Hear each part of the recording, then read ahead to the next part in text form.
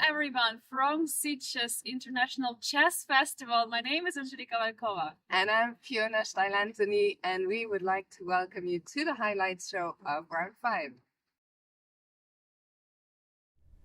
Welcome, dear viewers, to the Sitges, where the International Chess Festival is taking place here in Spain. We are having with me the first special guest in the studio, Women Grandmaster Mobina Alinasab from Iran. Mobina, it's a pleasure to have you here with us. How is it going for you in Sitges? Hello, thanks for inviting me. Everything is great. I like Sitges too much. I think it's my third time that I'll be here, and I'm so happy for that. Amazing. And before we start, talking with you and diving into your game, I would like for our viewers to see what are the pairings for today, because we have only 3 leaders. It's Dili, Grandmaster from China. We have Jules Moussard from France, and also Josep Lopez Martinez from Spain, representative. But unfortunately, he already lost his game to Xu Shanyu, so he's not leading day one. But it's going to be about Dili or Jules Moussard. So let's go back to Mobina. These are the current standings. Of course, it's very important to follow who is still the leader, who is still at the very, very top. But yeah, you played a really nice game today. And before we go into that game, tell please, is it your first time in Sitges? Have you played here before? No, it's my third time. And the tournament is really great. Everything is great. The hotel, the playing venue, and everything. Therefore, I like Sitges too much. And I'm so happy for that. Have you been previous year also? Yes. Or 3 years in a row? Or yes. It was Yeah. Oh, so 23, 24, 25. Right. And last year I achieved the first place in women's section. Oh. Yeah. So is it your goal for this year as well? Is it your ambition? I'll try my best. I hope so. So how many points do you have so far? You had a little bit of a tough start, right? 3.5 out of 5, I think. Yes. So to which game did you lose? Was it a tough match? No, I had 3 draws. As you had 3 draws? And 2 won. Yeah. So pretty solid, no losses. It's very good. And today's game was very beautiful. So let's dive into that and show our viewers how it all go. I believe you played with lower rated player, but he was also very strong. How did the opening go? He played very well in this tournament. I prepared Caro-Kann defense for him. I knew that he played after d5, e5. I knew that he played c5. And here I saw c3, knight c6, and bishop b5. Here my plan is to take c5 after bishop b5, and the best move was queen a5, but it's somehow tough if you want to play during the game. You should know before that. That's also very interesting position. You have a c5 move, basically transposing in a way to the French without e6, without the bad bishop. Yeah. So how do you approach these type of positions? Because there are still the plans to attack the d4 pawn for black, as well as at some moment maybe f6 could be an idea, and maybe developing the bishop and e6. Yeah, the best plan here is to play queen a5 to exchange the bishop. After queen a5, I should play bishop takes c6, takes, and then knight d2, cd, and it's the main position. And my idea is to play knight e2, castle, and somehow knight c3, knight a4, b3. Black has a weak square. That was my main plan. But queen a5 was tough, yes. He didn't play the best move. Yeah. He went for exchange on d4. Yes. And here already, of course, you don't have to exchange after queen a5. You have knight c3. Yeah, no need to play this. Of course. And after queen b6, I can play maybe knight c3, e6, knight f3 with the idea of bishop a4 and then bishop c2. Oh. Yeah. Yeah, e6, so knight f3, a6. For example, here bishop a4 with the idea of bishop c2 and then queen d3 and somehow. And then waiting for the short castle. Yeah. Okay, great. So bishop f5. But you played, yes, bishop f5. It looks also logical to develop the bishop in front of the pawn chain and then close up with e6. Yeah, I played knight c3, e6, knight e2, knight e7, knight g3, h4, h5, and then bishop g5. I wanted to prevent knight f5, therefore I played bishop g5, And queen b6. Here he wanted to play a6, therefore I played queen d2. Just defending the pawn. Yeah. Like everything is under control. Yes, and a6, bishop a4, queen a7. He wanted to play b5 and then b4 because of the d4 pawn.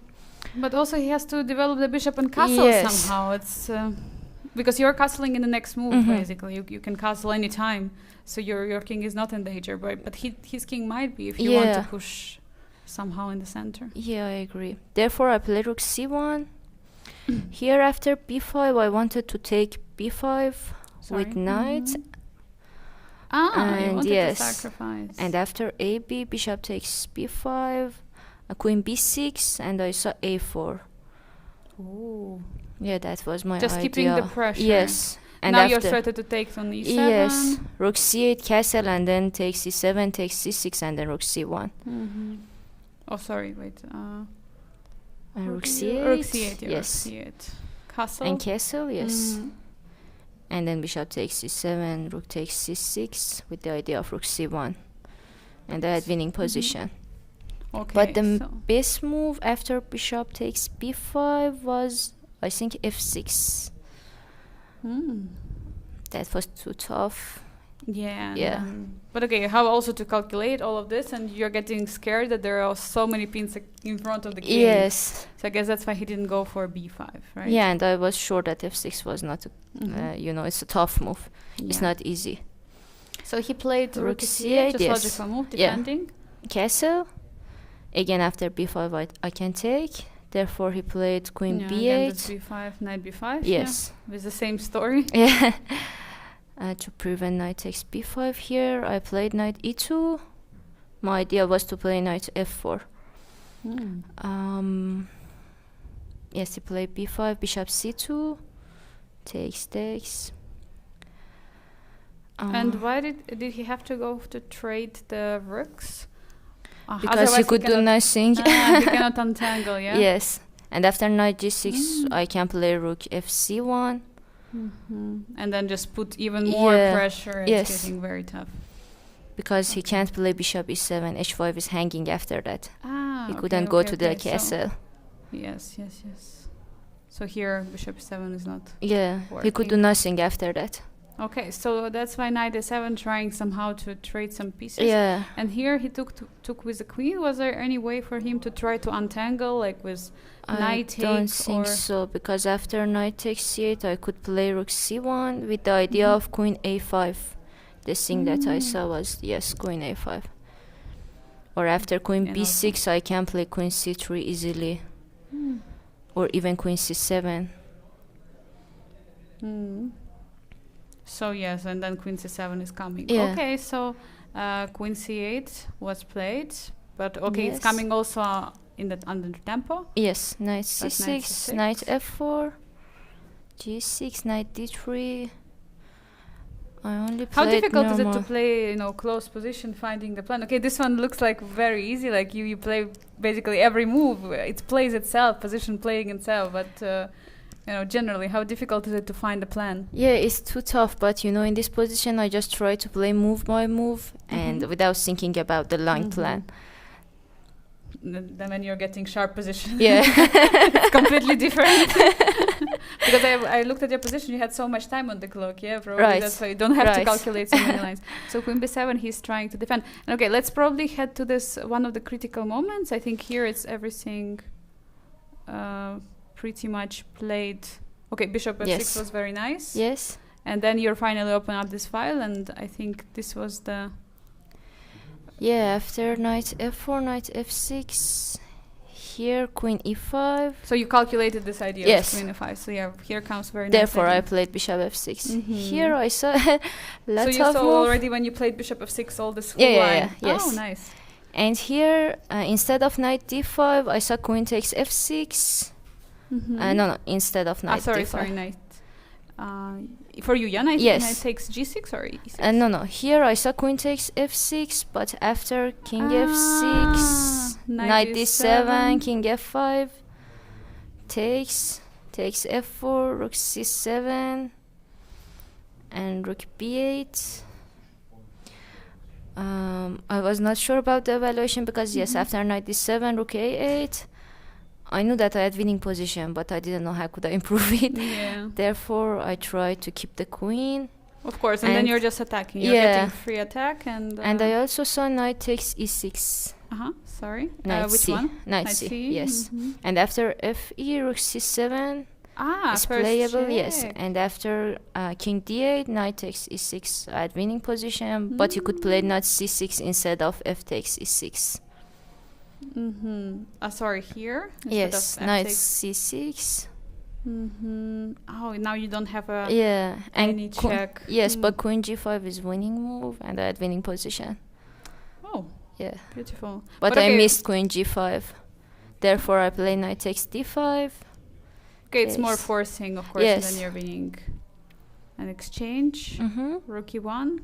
My plan was to play rook takes e6 and then queen g7. Sacrificing a rook very beautifully. And now basically everything forced, right? Your knight and the queen are very...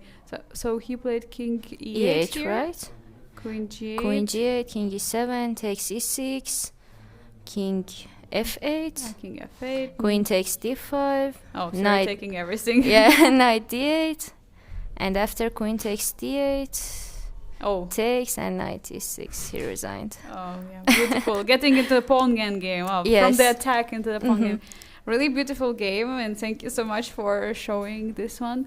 I want to ask you, some questions about the tournament. How do you like the atmosphere, the vibe here? Because to me, it feels like not only this is about the serious chess here, but so much about all this vibes that you're getting, like you're on vacation, the hotel is at the beach, and you're having so many side events. Please share your opinion. Okay, I like here too much. Before that, I played in Elbragad Open, but Elbragad was somehow serious because, as you know, here is somehow fun because we can play ping pong, table football, and everything that we want. And the playing hall is near to the sea, and everything is great. I'm so happy that I can play in this tournament. And I can say it's one of the best playing hall that I ever I fully agree. The most beautiful. I was told that the players during the beginning of the round, they're not even watching at their games, they're watching outside at the sunset. Is it true for you? Yeah, I agree. You're watching at the sunset. Yes. So beautiful. I like it so much.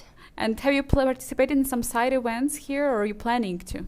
Because tomorrow is going to be rest days. There will be also Blitz tournament. Will you play? Yes, I will play. Oh, very, very nice. Very nice. And what about ambitions for this event? So you're planning just to, try to beat your previous year record? I will try my best, but I just enjoy playing without thinking about the result. But after that, I try to, gain some elo. And maybe it's my main goal. Oh, amazing. A final question to you. I always see you have dinner and breakfast with your, these are friends. Yes. You have like Iranian community also here. You're always together. You're supporting each other. How important is it for you to have them here, especially it's like in Spain, it's a different culture, different people? I like Spain too much. I played a lot of tournaments in Spain, and in my opinion, it's one of the best countries that I've ever played in there. Yes. I like the food. I like the weather. Everything is great here. Therefore, I enjoy playing in Spain. Perfect location to play chess. Yeah, I agree. Thank you so much, Mobina, and best of luck to you. And hopefully we'll see you more in the studio. Thank you so much. Yeah, you're welcome. Dear viewers, now we're heading to the analysis room where we have Fiona with a new guest who is going to share more about his game. Let's head there. I'm here with International Master Carlos Sandoval Mercado from Mexico. Carlos, congratulations. You just won your game today against Dai Changwen from China, Grandmaster. Yeah. How are you feeling after your win? More or less, of course, happy because of the result, but I'm not very pleased by my game. I felt I was very lucky. I felt like it wasn't my opponent's day.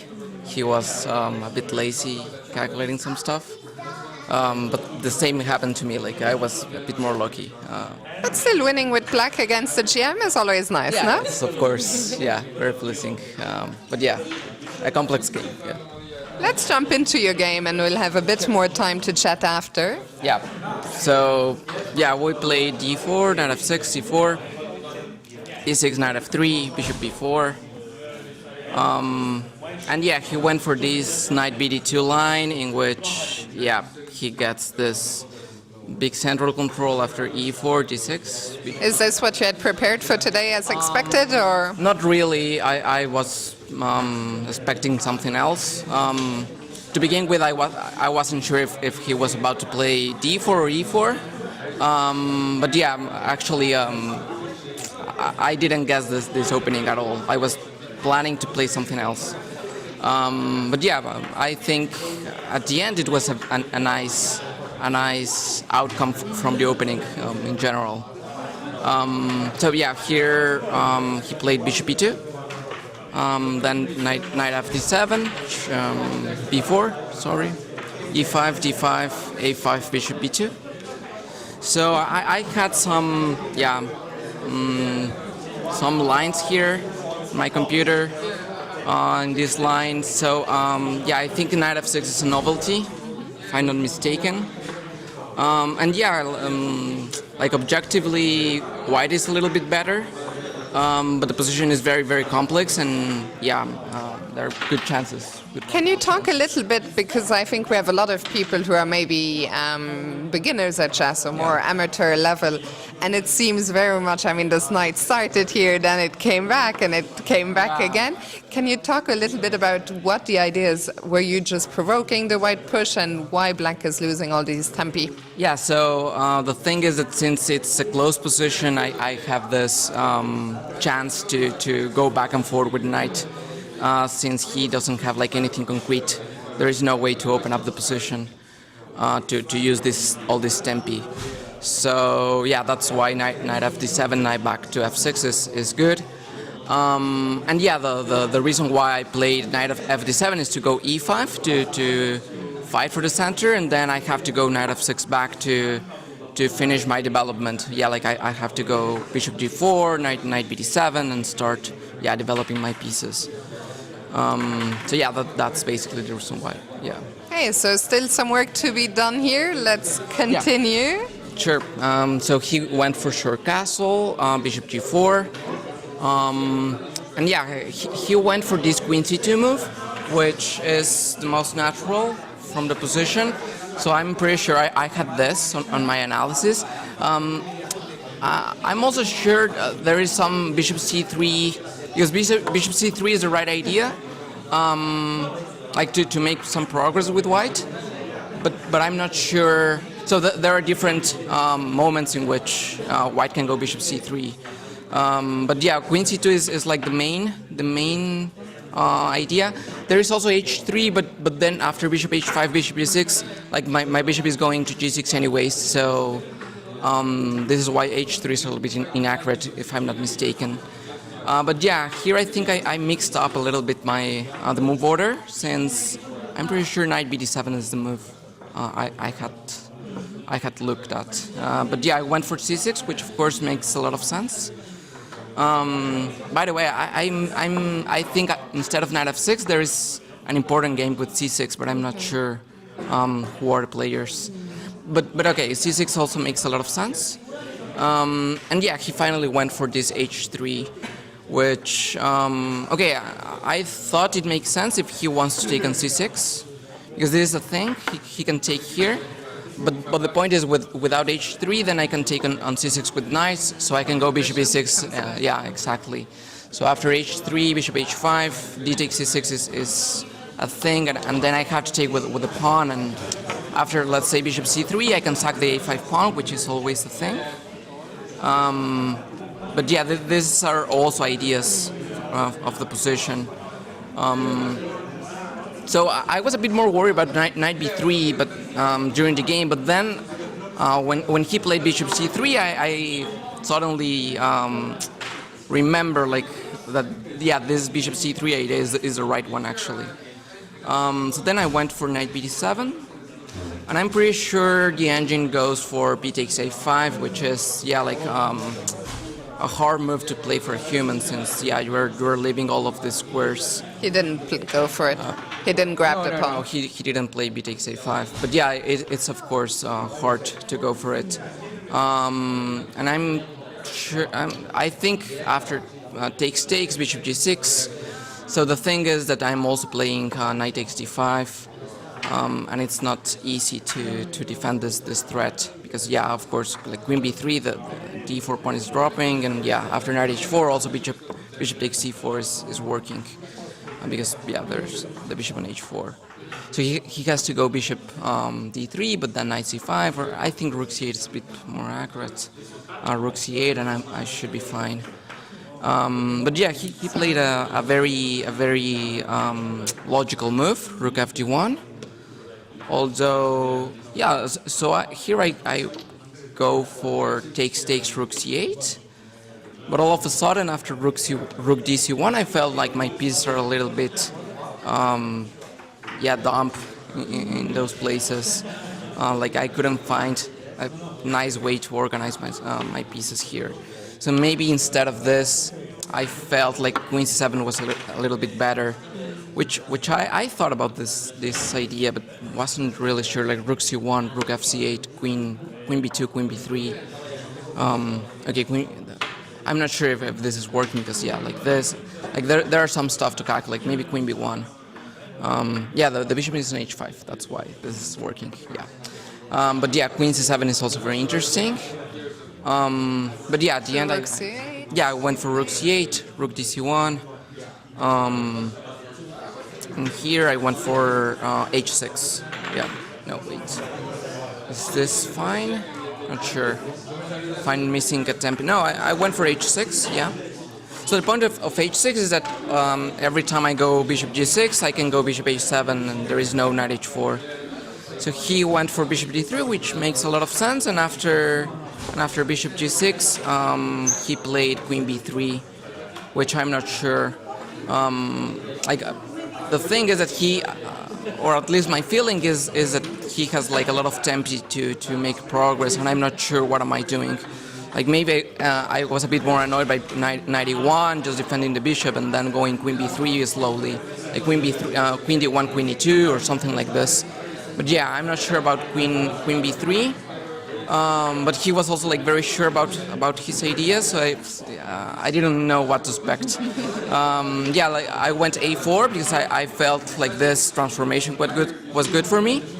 But he was also like looking very comfortable with it, so I was a little bit confused. How do you react when your opponent's body language confuses you? It's usually hard to ignore.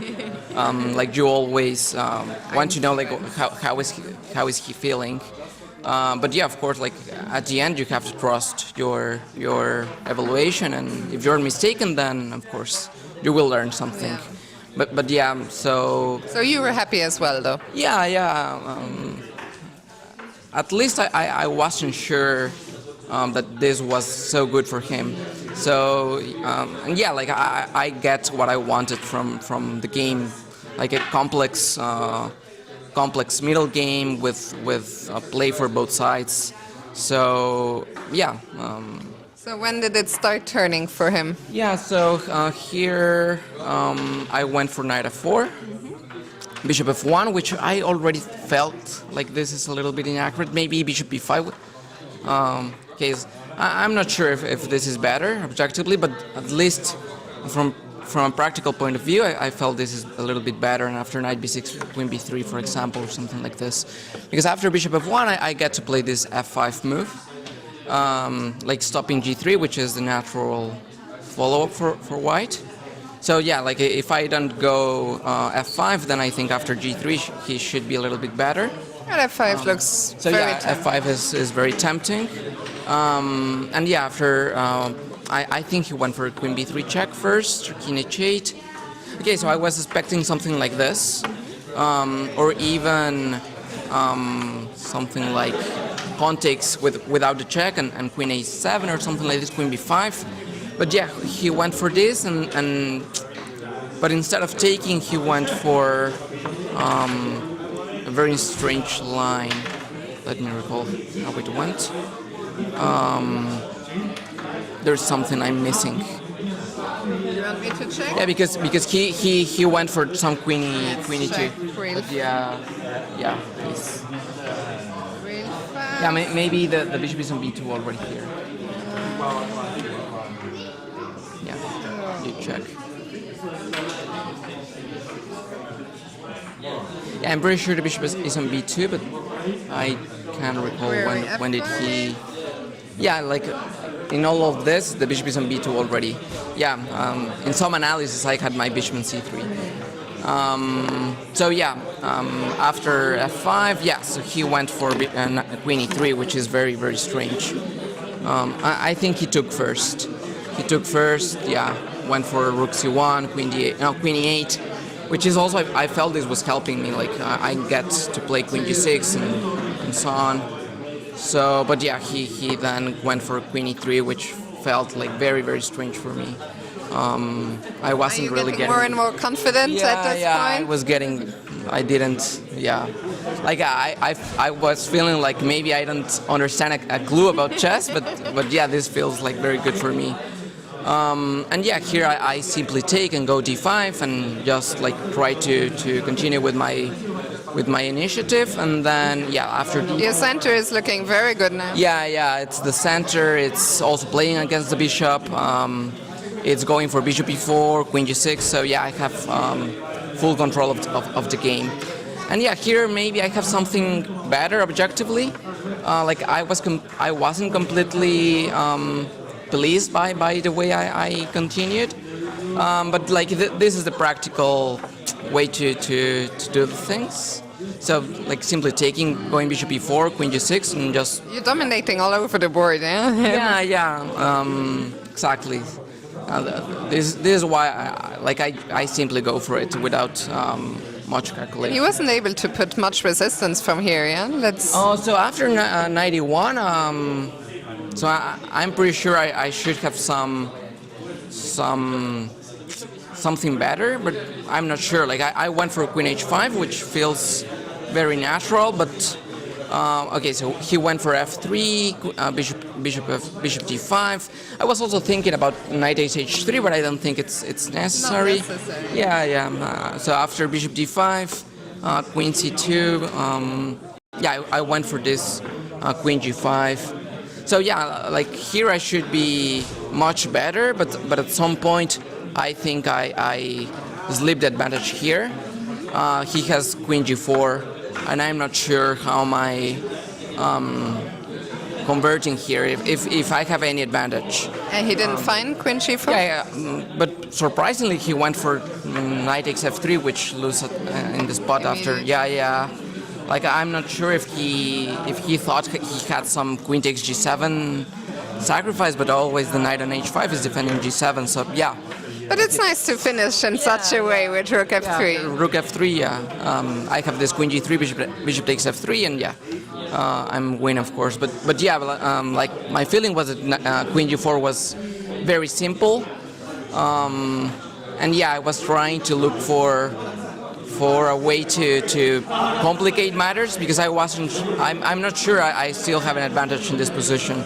Like after bishop queen d2, maybe I'm still better, but it's not clear. Like there are rook c2 ideas. There is also I think I was calculating something like this: queen takes h4, f takes g2. And yeah, there are bishop takes g7 ideas, so yeah, all of a sudden it gets very messy. But a pleasant surprise that you get a gift in the end. Yeah.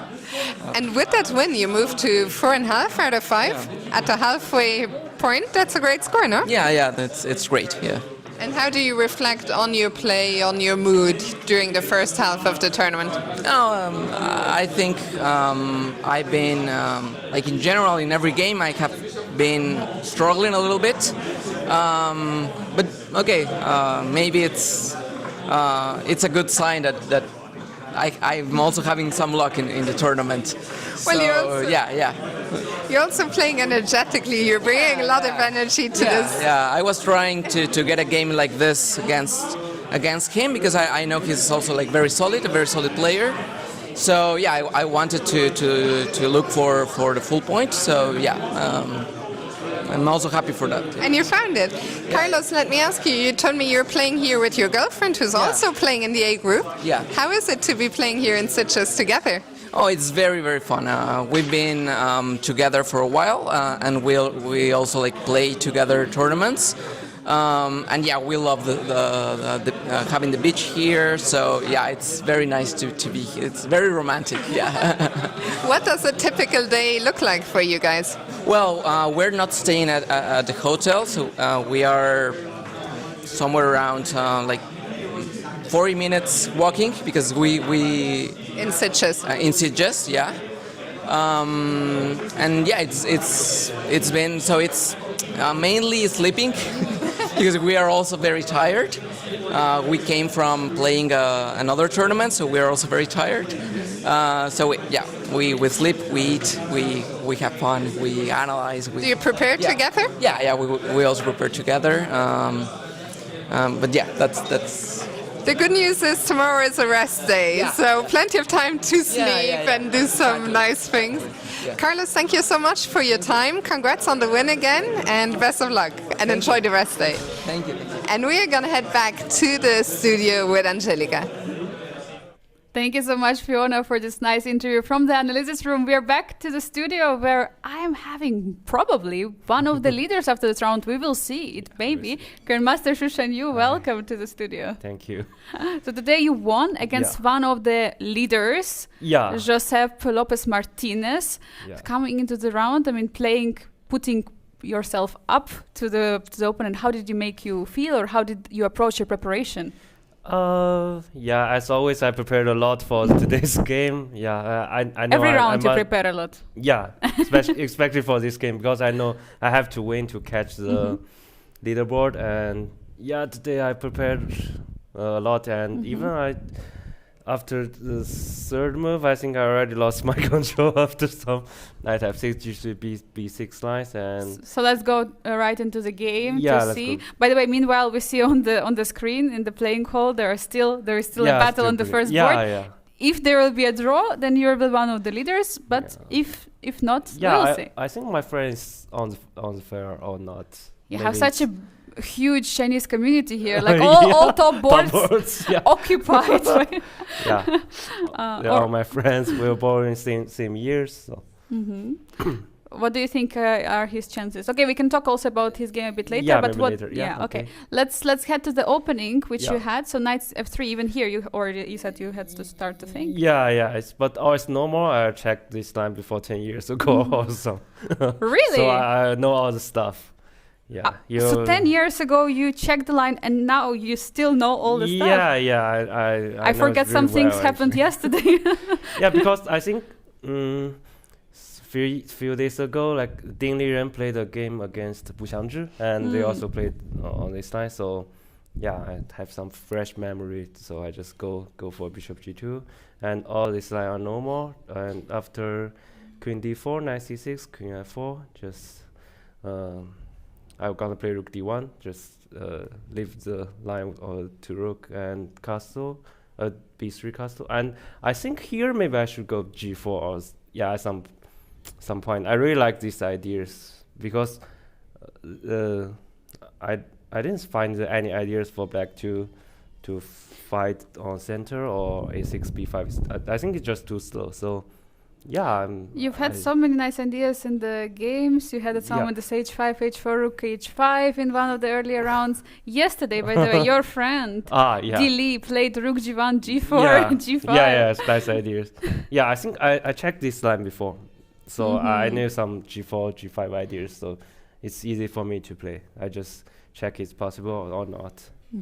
Now bishop b2 was played. Rook d8 is all natural, but after g4, a6. I thought he gonna play d5, but I think I just simply play queen b8 and c d5. I think I have some advantage here because the pawn is just they how it takes just CD5. Just takes, and then they're going to be at the isolated Yeah, pawn. isolated pawn, yeah. It's difficult for him to play, I think. Of course. Yeah, so A6, G5.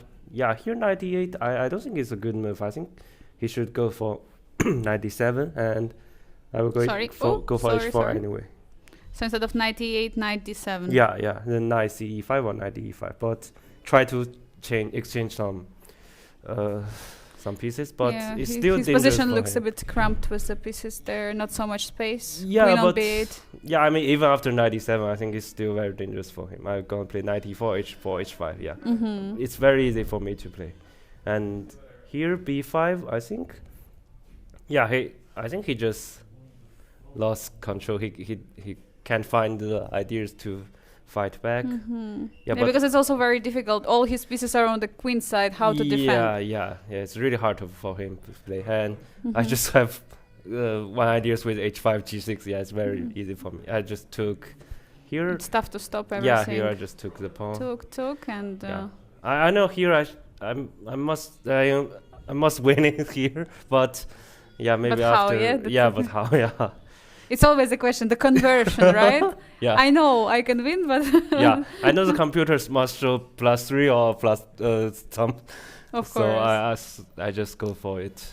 D5 takes 95. I think I find the easiest way. I will go for E4 at some point. So here I like my ideas after E4.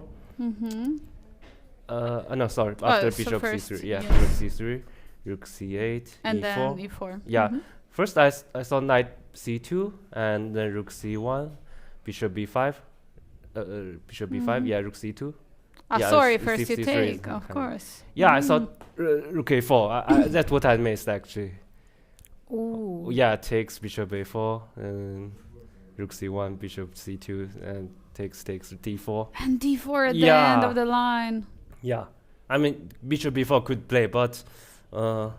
I think it's maybe draw or I'm not really happy for this time. Of course, and once you saw it, of course, then you. Yeah, so after E4, knight C2, I gonna play ED5, just and 6. I just took the pawn and then D6 takes. Yeah. So if takes, then. No, I gonna play bishop A1 here. Yeah. Bishop A1, and then. My bishop pair is really strong. And it's too strong, and also the passer is on the queen side. Yeah, I know it's must win. So. But yeah, he didn't go for it. He played bishop B5. I think he missed bishop B4 this ideas. Yeah, because after bishop B5 he's not really happy. So. And he also spent some time. Yeah, I think probably he missed it, but I think it's already lost for him. Yeah, but there's some dramas happening. Okay, maybe first, when he saw this position, or he saw that you could trade your bishop, it was opposite colored bishop, but of course it's a completely different story with doubled passers on the. Yeah, but I always have knight C6 or B6 some directly wins, so. So and here bishop C3, rook C1, and I think around here there was this. Nice moment. Okay, now you're winning one more pawn. Yeah. Because of the pin. I know I must win, but after rook C5. And here I saw that you calculated a lot. I think you were looking at some E5, B6 all the time. Yeah, or knight E2 just to keep.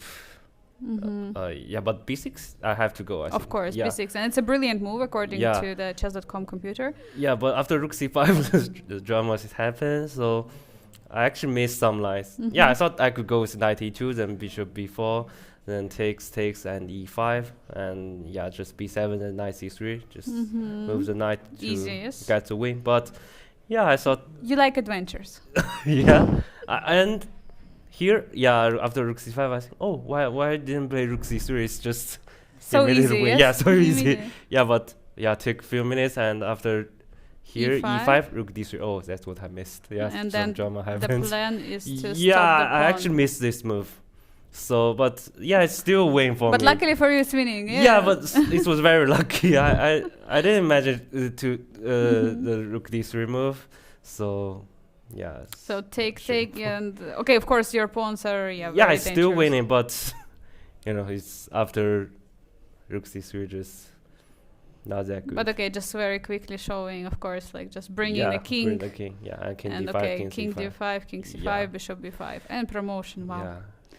Wow, very, very nice game Yeah, from if you. no dramas happens, I shouldn't play Rook C3. Otherwise, it will be a But best game for me. otherwise, a pretty clean game. And okay, so how you had also nice games. You only drew one game. Can you share maybe shortly about how did it go? Because I mean, Yeah, yesterday I make draw, and I think we both played really good Yes. yesterday's match, and no one wanted to risk, so I guess. yeah, and yeah, just really happy to show some good opening ideas and some good tactics. Yeah, I think I like my games. Then So far, the yeah, middle so of the far, tournament. Yeah. And well, I want to suggest to take a look maybe at position of your friend. Yeah. Lidi, and I don't know if you want to check a bit earlier what happened, because I think he had some advantage earlier in the game. Yeah. So this is a top board, dear viewers. Jules Moussard and Lidi have perfect score for now. Any person who is winning with them is going to be the leader, as we can see right now, because Josep Lopez Martinez lost to Xu Shanyu, so he cannot anymore be the leader. But in case it will be a draw, then Xu Shanyu is joining to Dili, as well as Jules Moussard and some other players who also won with the 3.5 point. So there was basically the moment where he had this position with isolated pawn and was kind of pushing. Oh, it's really scary for black, I think. Yes. Oh, why he didn't take b4? I thought I gone b4. Oh, no. Wait, no, there's nothing here. Yeah, queen c7, some stuff. Queen c7, queen yeah, h2. it's very complicated. Yeah. So he went for activity. Yeah. And here traded. I think I checked this position like after I finished the game. I think he have some bigger advantage to win.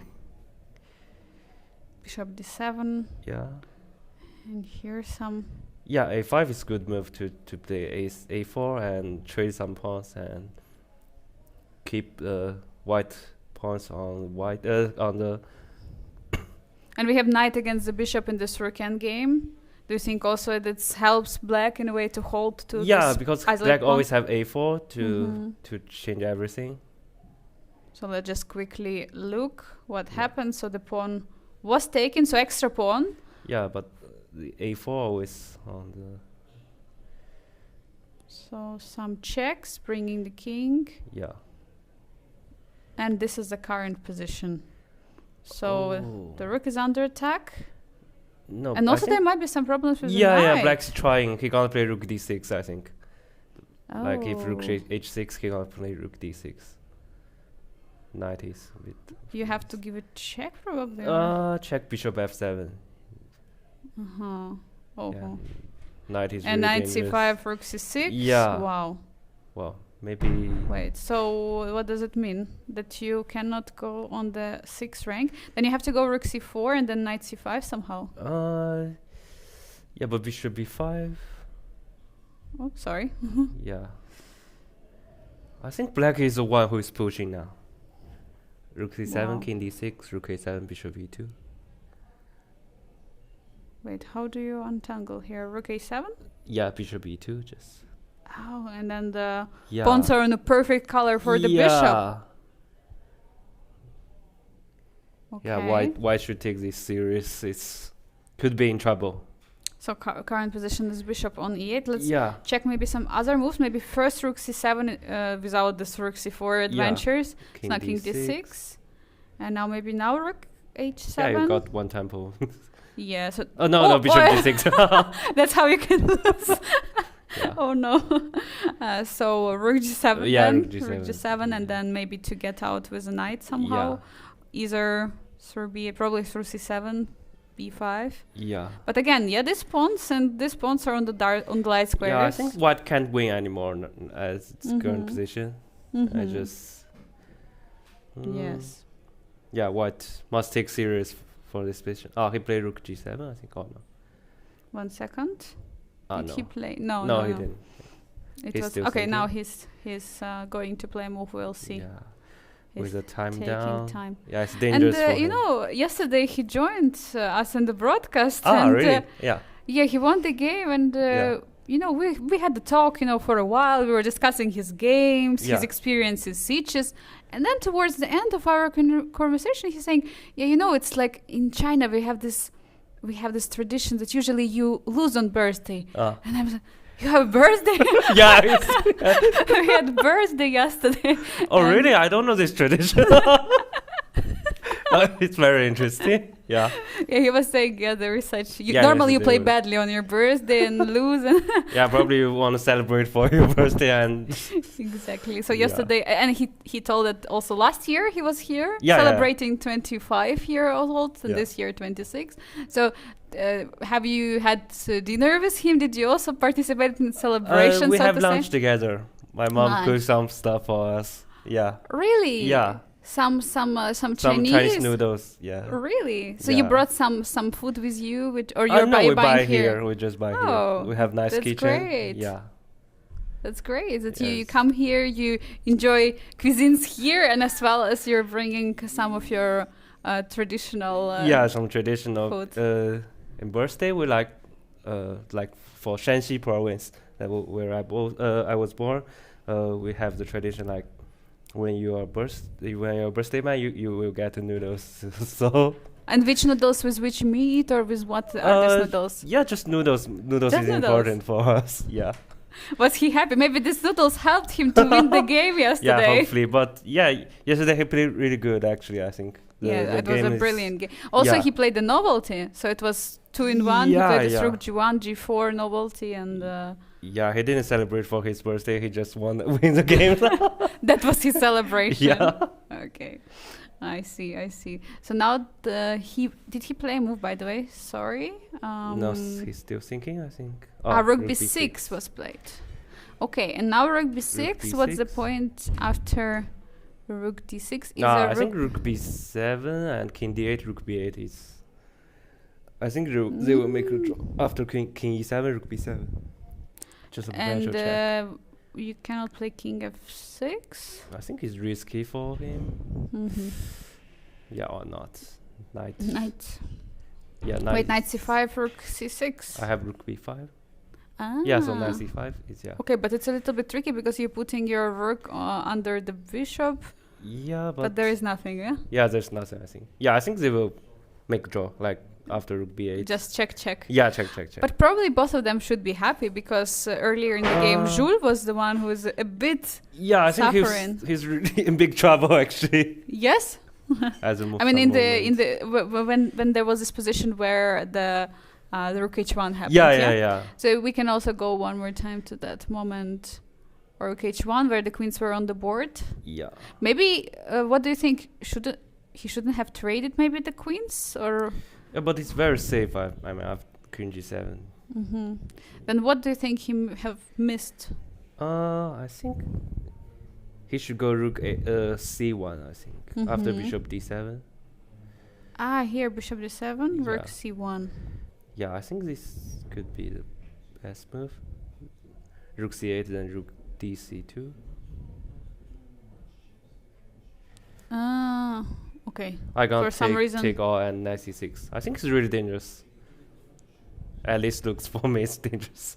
Yeah, I mean, definitely is because also all the white pawns are somehow close to each other while black pawns are separated, and you easily Yeah. can enter on the Yeah, or Rook C7 C or file. C5, A5. Yeah.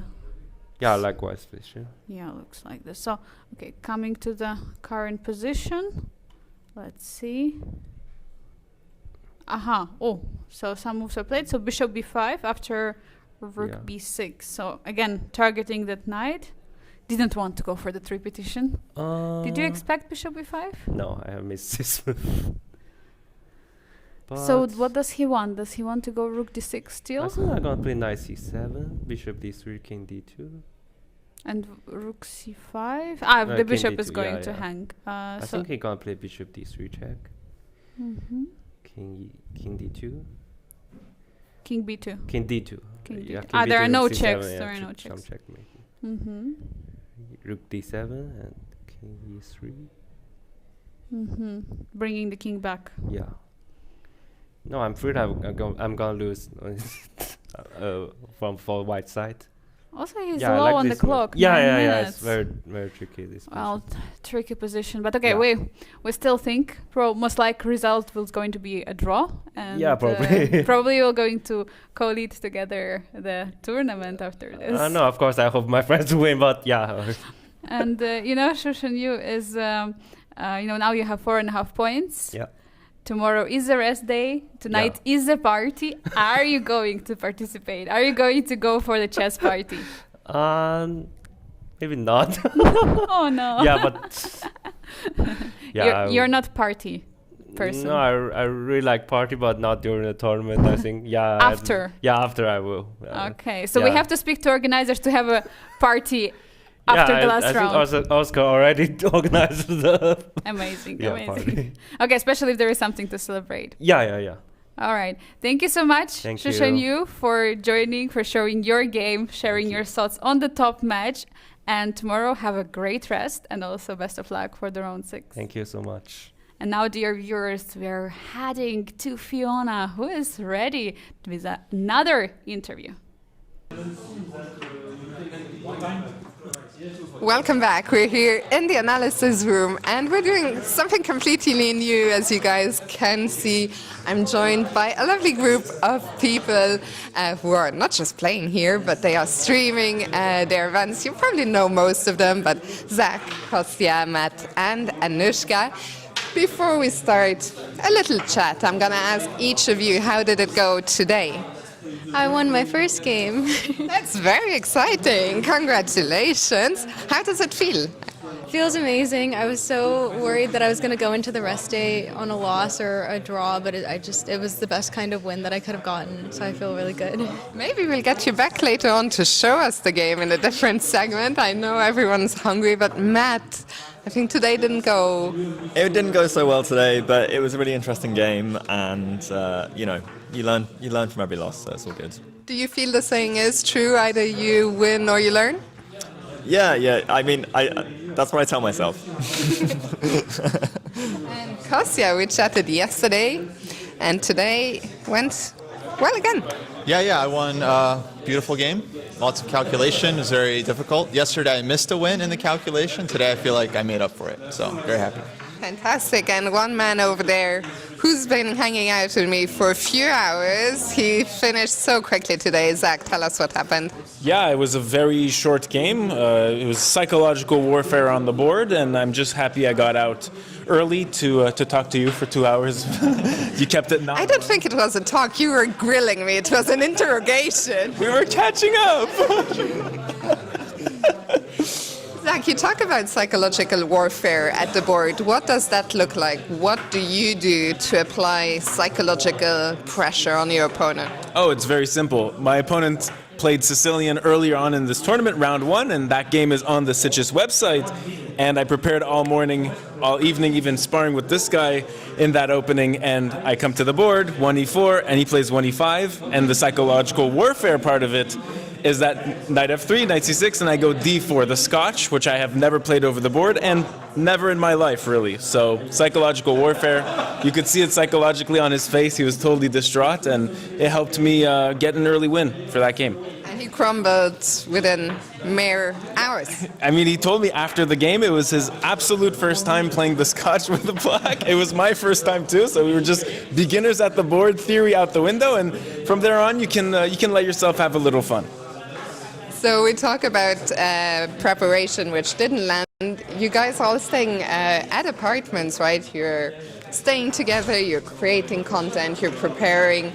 Tell us a little bit about, we got glimpses, of course, through your channels. How serious is it, or how lighthearted? What's the vibe like? Matt, I'll start with you. Oh, that's a really interesting one. I think I have a different vibe because I'm quite like serious, do the work, like it's all about my chess like progress. The psychological side of it is like huge of like in the way that I do things and approach stuff. So for me, it's like high production. That's my background. I love like scripting and doing like the narrative, the stories, and making like it fun, lighting. Like I want things to look and feel kind of epic and have a story that people can follow. So yeah, I'm probably on the more serious side. Sometimes it takes me like 12 hours to make 12 hours. to make a 60-second reel. Yeah. And what about you, Anushka? Well, I definitely don't take 12 hours to make a reel, but if you've seen any of Matt's stuff, you'll see why it takes him so long. It's very high production value, and well, it is. It's like that's an objective thing. For me, the content side of things is definitely more for fun. Streaming started out as fun, and I started out watching streamers, so it's cool to be on the other side of it as much as I can. But for the most part, yeah, it's just like. It's less of a priority, I guess, than the chess for me. So yeah, and it's been really fun staying with these guys because they're all very strong, and every night we'll like look at everyone's games together. That was actually going to be my next question. Do you guys analyze together? Do you prepare together? Yeah, we analyze our games together, and we also like will simultaneously come up with content ideas together, like in our notes apps, and then we'll like film them together, and we'll prep together in the morning. It's like, I don't know, it's the best group to be around for content and for chess, I think. Sounds like a very fun time. And Kostya, you're probably the most experienced, both in terms of playing chess and also creating content. Do you... Sorry, no, I think Matt's the most experienced for content. But not in general content, you'd be the most experienced. But when it comes to chess, do you feel a little bit of like you're sometimes, the dad of the group, you're also the strongest player? Time to make some kids. a little bit. I am, like one of the head senseis. Are you the oldest? Who's the oldest? I'm the oldest. Yeah. Sensei is a good word. I'm the sensei. I don't always act the oldest for sure, but I do consider myself still a player first and a creator second. So for me, like the tournament is still the number one priority, and I try to make sure I get enough prep for the game and that I get enough rest for the game. And like last night, we were hanging out very late analyzing games, and today we regretted it. It's like it's not what you want to do for the ideal tournament. On the other hand, though, like I'm very grateful for the position I'm in, and I think content is really important in growing the game. And I think it's important to not take ourselves too seriously because like we play a board game for a living, right? So it's really important to like have fun. And so many people like hate chess, like they suffer while they're playing, and it's like it's not supposed to be suffering like the whole time, like a little suffering because it's meaningful, but like it is supposed to be enjoyable. For sure. And I mean, I have to say I really admire what you guys do because I used to stream a bit, and I find it very, very challenging, especially when I'm at a tournament. There is so much going on. You want to prepare, and I look at you guys and I'm like, how do they find time to create content? So how do you juggle both wanting, to play your best chess, but also streaming and creating content on top of that? Oh, for me? Yeah, I mean, these tournaments, they go by so fast. You're preparing for your game, you play your game happens, then you're hungry, then you eat, then you create content, then you analyze your game, then you sleep, then you do it all again. Time here moves so fast. As Kostya told us yesterday, like you feel completely isolated in this like beautiful small town of Sitges from the world, and you're just on your game. And it's like everything, everywhere, all at once. And we just love being on such a fresh ride, right? And let me turn to you, Matt. Do you feel like your previous experience working within the space, albeit not in the chess world, helps you? Yeah, I think it does. The thing that I've learned mostly from my background in kind of social media, design, creative industry is that the approach is everything. I think it's so close to chess in terms of you have to fail loads and loads and loads of times to get things right. And loads of people aren't comfortable with like failing or the word failure when actually in the creative industry it's like the crux of what you do. Anyone that is good at what they do is because they've tried so many different ideas, they've got so many wrong, it's all screwed up. The proverbial has hit the fan, and I realised I was live. The proverbial what? And and then you've got to adapt. You've got to keep moving forward, and then review everything that didn't work and make it better for next time. But I'm actually really interested. I've got a question for Zach. Are you a content person first or a chess person first? Yeah, it's funny. This question came up to you, and you said you were a chess player first. I was a chess player long before I was a content creator. I've been playing chess since I'm 5 years old.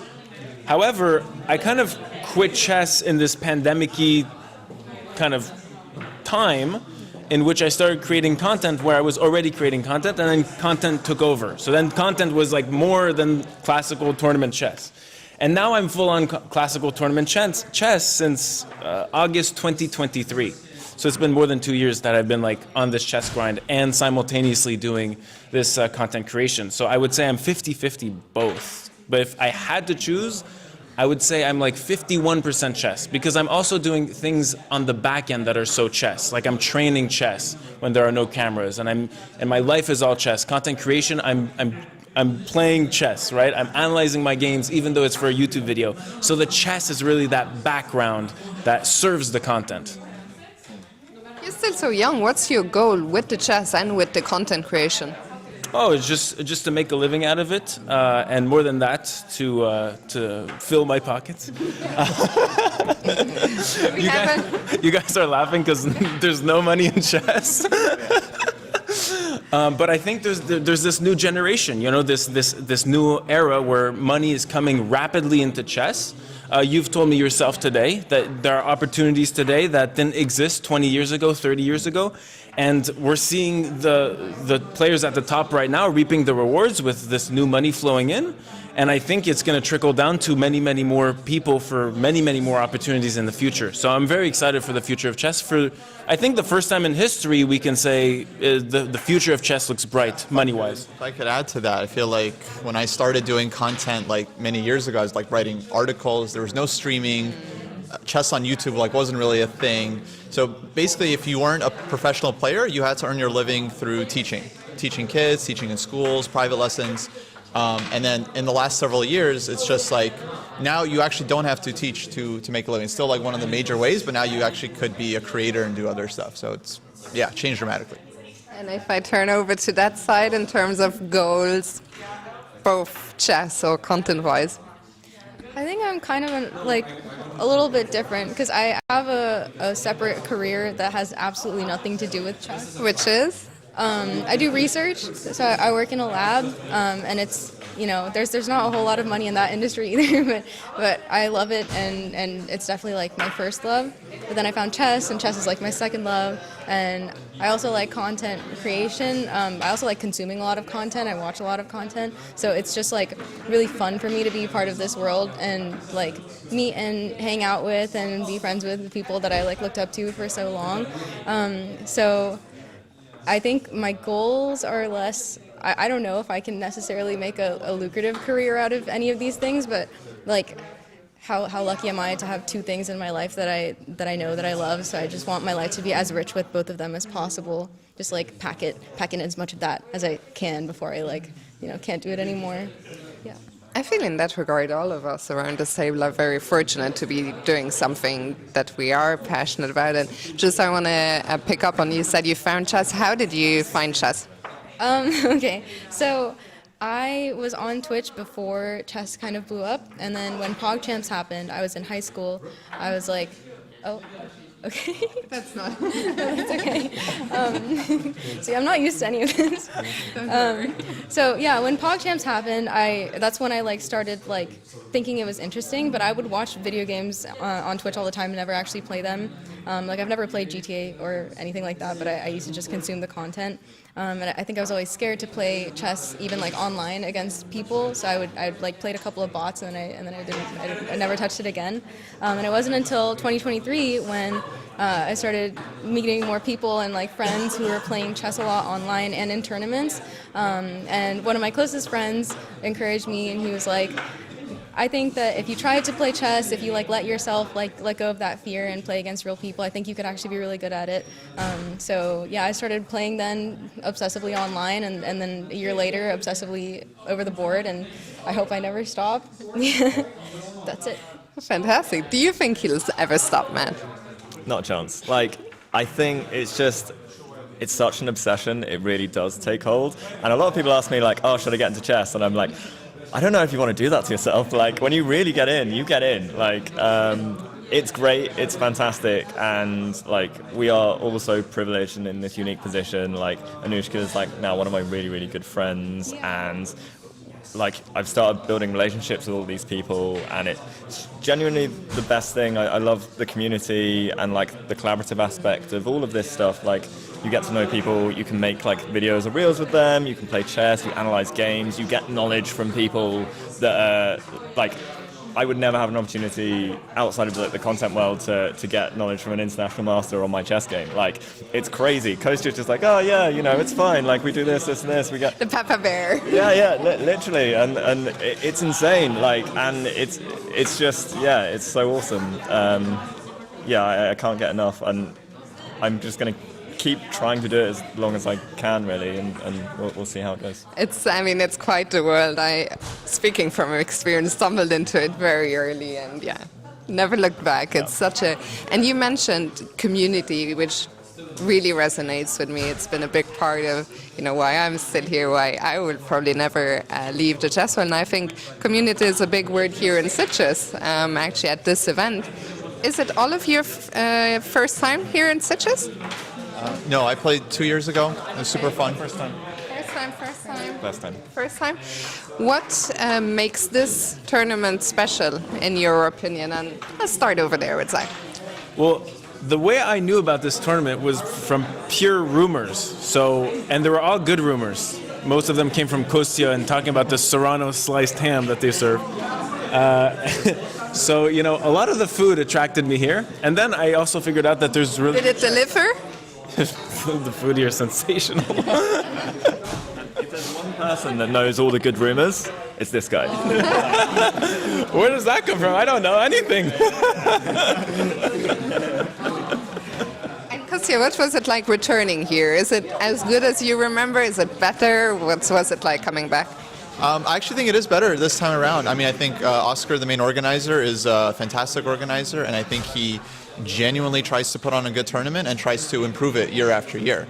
So 2 years ago was a very nice event. I really enjoyed it, and this time I feel like they're they have this ethos where like they're trying new things. They're trying to, of course, create content, but they also want to treat the players extremely well. And so like I come from the U.S. and okay, I love the U.S., but the tournament. You have to bring your own board to the tournament. Switching federations after this interview. I mean, you got to bring your own board. Your pieces is 2 rounds per day. I mean, they provide water at the hall. Here it's like we get hors d'oeuvres. We get snacks, and not ever. I mean, there are nice places to play in the U.S. I would single out St. Louis Chess Club, Charlotte Chess Club are very nice places to play. But of course, here it's very different. It just feels like you're actually a real chess player when you play in Europe. What to you makes this tournament special? I got to agree with everything Kostya was saying, like the organization, how much they care about the players and the experience of everyone who's participating. Like, I've been to a few tournaments where, you're in a random playing hall and they don't really care too much about the players, that they know everyone's there to play chess and that's kind of it. But here they want to make sure that everyone feels like they're special. They've got boards in the main tournament hall where you're playing with all the GMs, all the professional players, where you don't have to be a professional player to rotate in on that. You could be the lowest rated person in the tournament and still get a chance to play and be part of that environment. And it's so important and it's really incredible. And finally, Anushka. So many good things about this tournament. The food is amazing. The wine, great. The views also, and the atmosphere. We're staying in the apartments, which are a little bit away, but even just the walk to get from the apartments to the playing hall every day is the most beautiful 20-minute walk along the beach. If you like long walks by the beach, then this is the tournament for you. And the people, you can tell that they're all just excited to be here and excited to analyze with each other, excited to meet new people. Love the atmosphere, and Oscar did such a great job. He's so quick with everything, any question that we have, any of the players have. he's super on top of it and helpful about everything. Yeah. You mentioned the wine. Tonight is, of course, the big party. Will you guys be attending?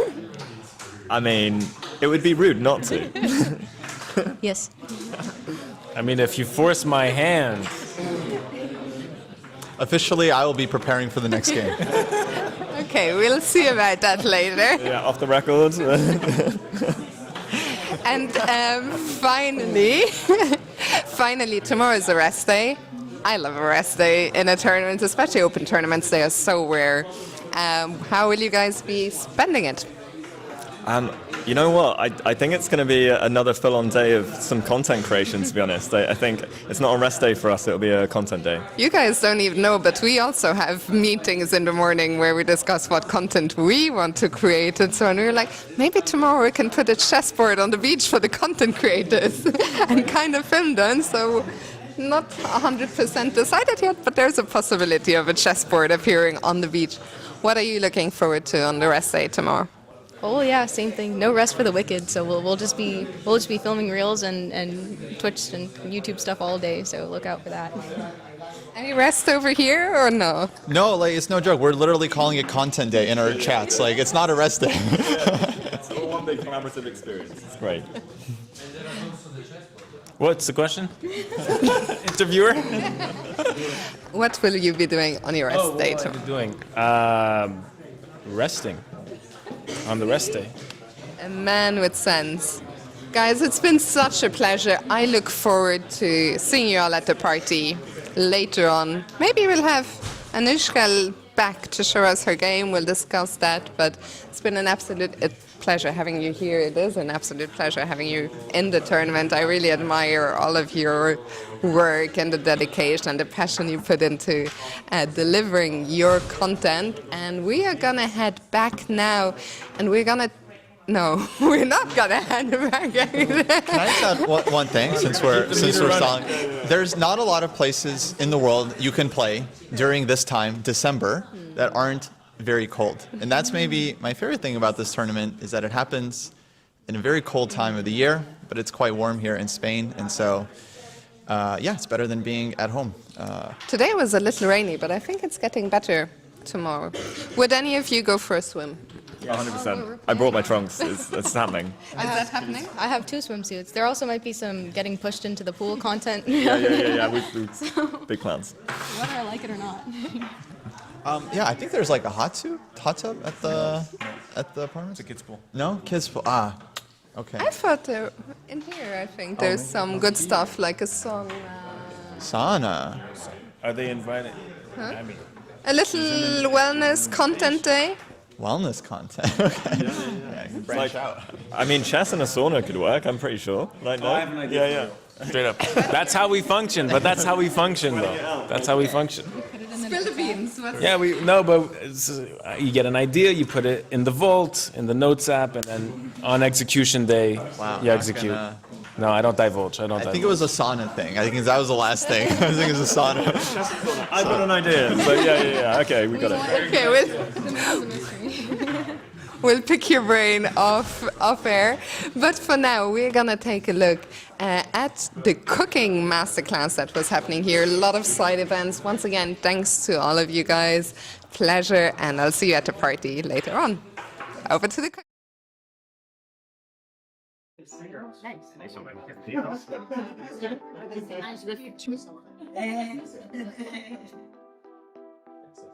Vale. Ahora acabaremos con un toque. Empieza aquí primero y luego en el... Son 15 segundos. Después se pone ahí, ¿vale? Ok. Rúcula. Primero...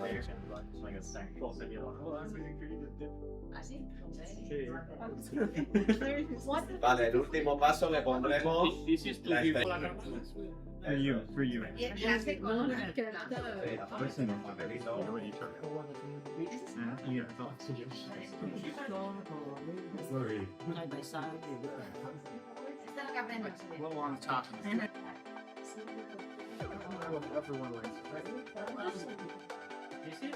Secreto, ¿vale? Sí. El toque secreto. Esto para que tú veis el oro líquido.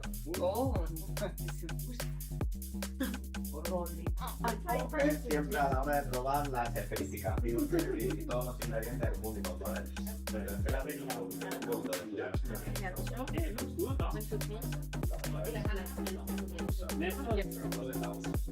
¿Qué cosa tienes? Relajando y no.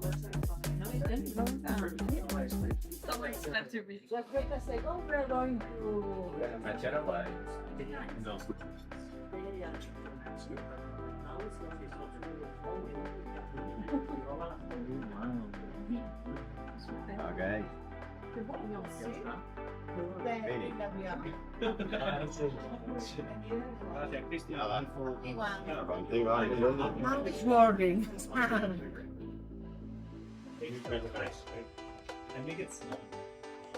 Then we have to add just some I could feel my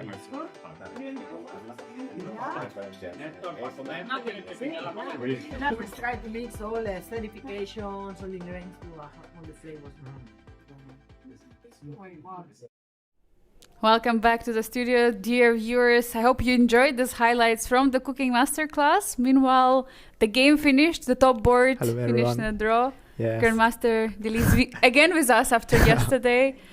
Well, it was a draw. I mean, still congratulations to become like one of the leaders, but yes, but I don't feel you're terrible in game. Oh no, I'm so sorry for this. So let's dive into the position, see what happened, because Yes, you had such a big chance to score a victory and also be one of the, basically the only leader in the game. So talking about the opening, for how long was it a preparation? No, actually, I'm not familiar with this variation. Oh, so he surprised you, or? Yes. So after which move was it already a surprise? Actually, I didn't prepare his variation e4. I prepare e5. Ah, so you were not even looking at Sicilian, or? Yeah. Ah, okay.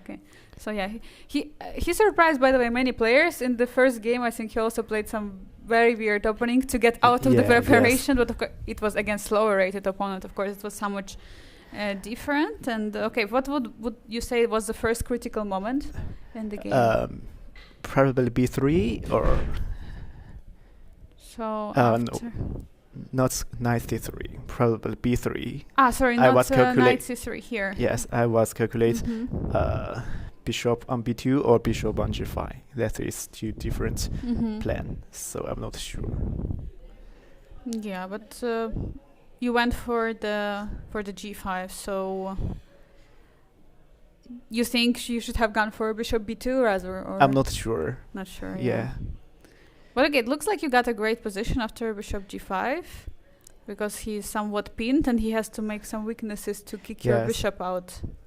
So h6. h6, bishop e3. f3. Okay, stopping knight g4. Yeah. And in this position, I was considering rook a1, but I'm not sure. Instead of b3. Yes, I calculate too much times. Ah, so if you can allow this queen c4, queen f2. Ah, and now you are threatening. Yeah, but okay, black just queen c7 or somehow knight e5, queen b8. I was calculating knight f5, somehow bishop a7, but it's knight not. f5? Yeah, but it's not.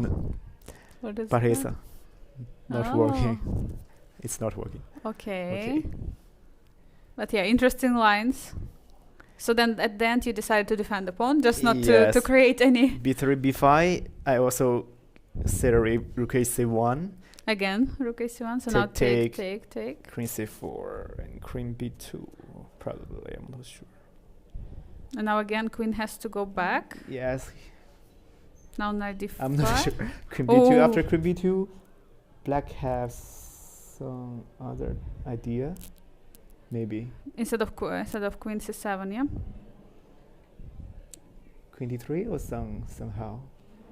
Oh, queen d3. Yeah. And bishop f2, knight g4. Ah, yes. The problem is that basically you cannot attack his queen, right? Because bishop and knight are hanging, so you have to play. Knight g4. I'm not sure knight g4. Ooh. Right? Knight g4 is what? Computer is sure. Computer is saying it's correct move. I didn't say. Wow. Knight g4. And rook d1, knight f2 is. Rook d1. Black is fine. Okay. Knight f2. Oh. Yeah.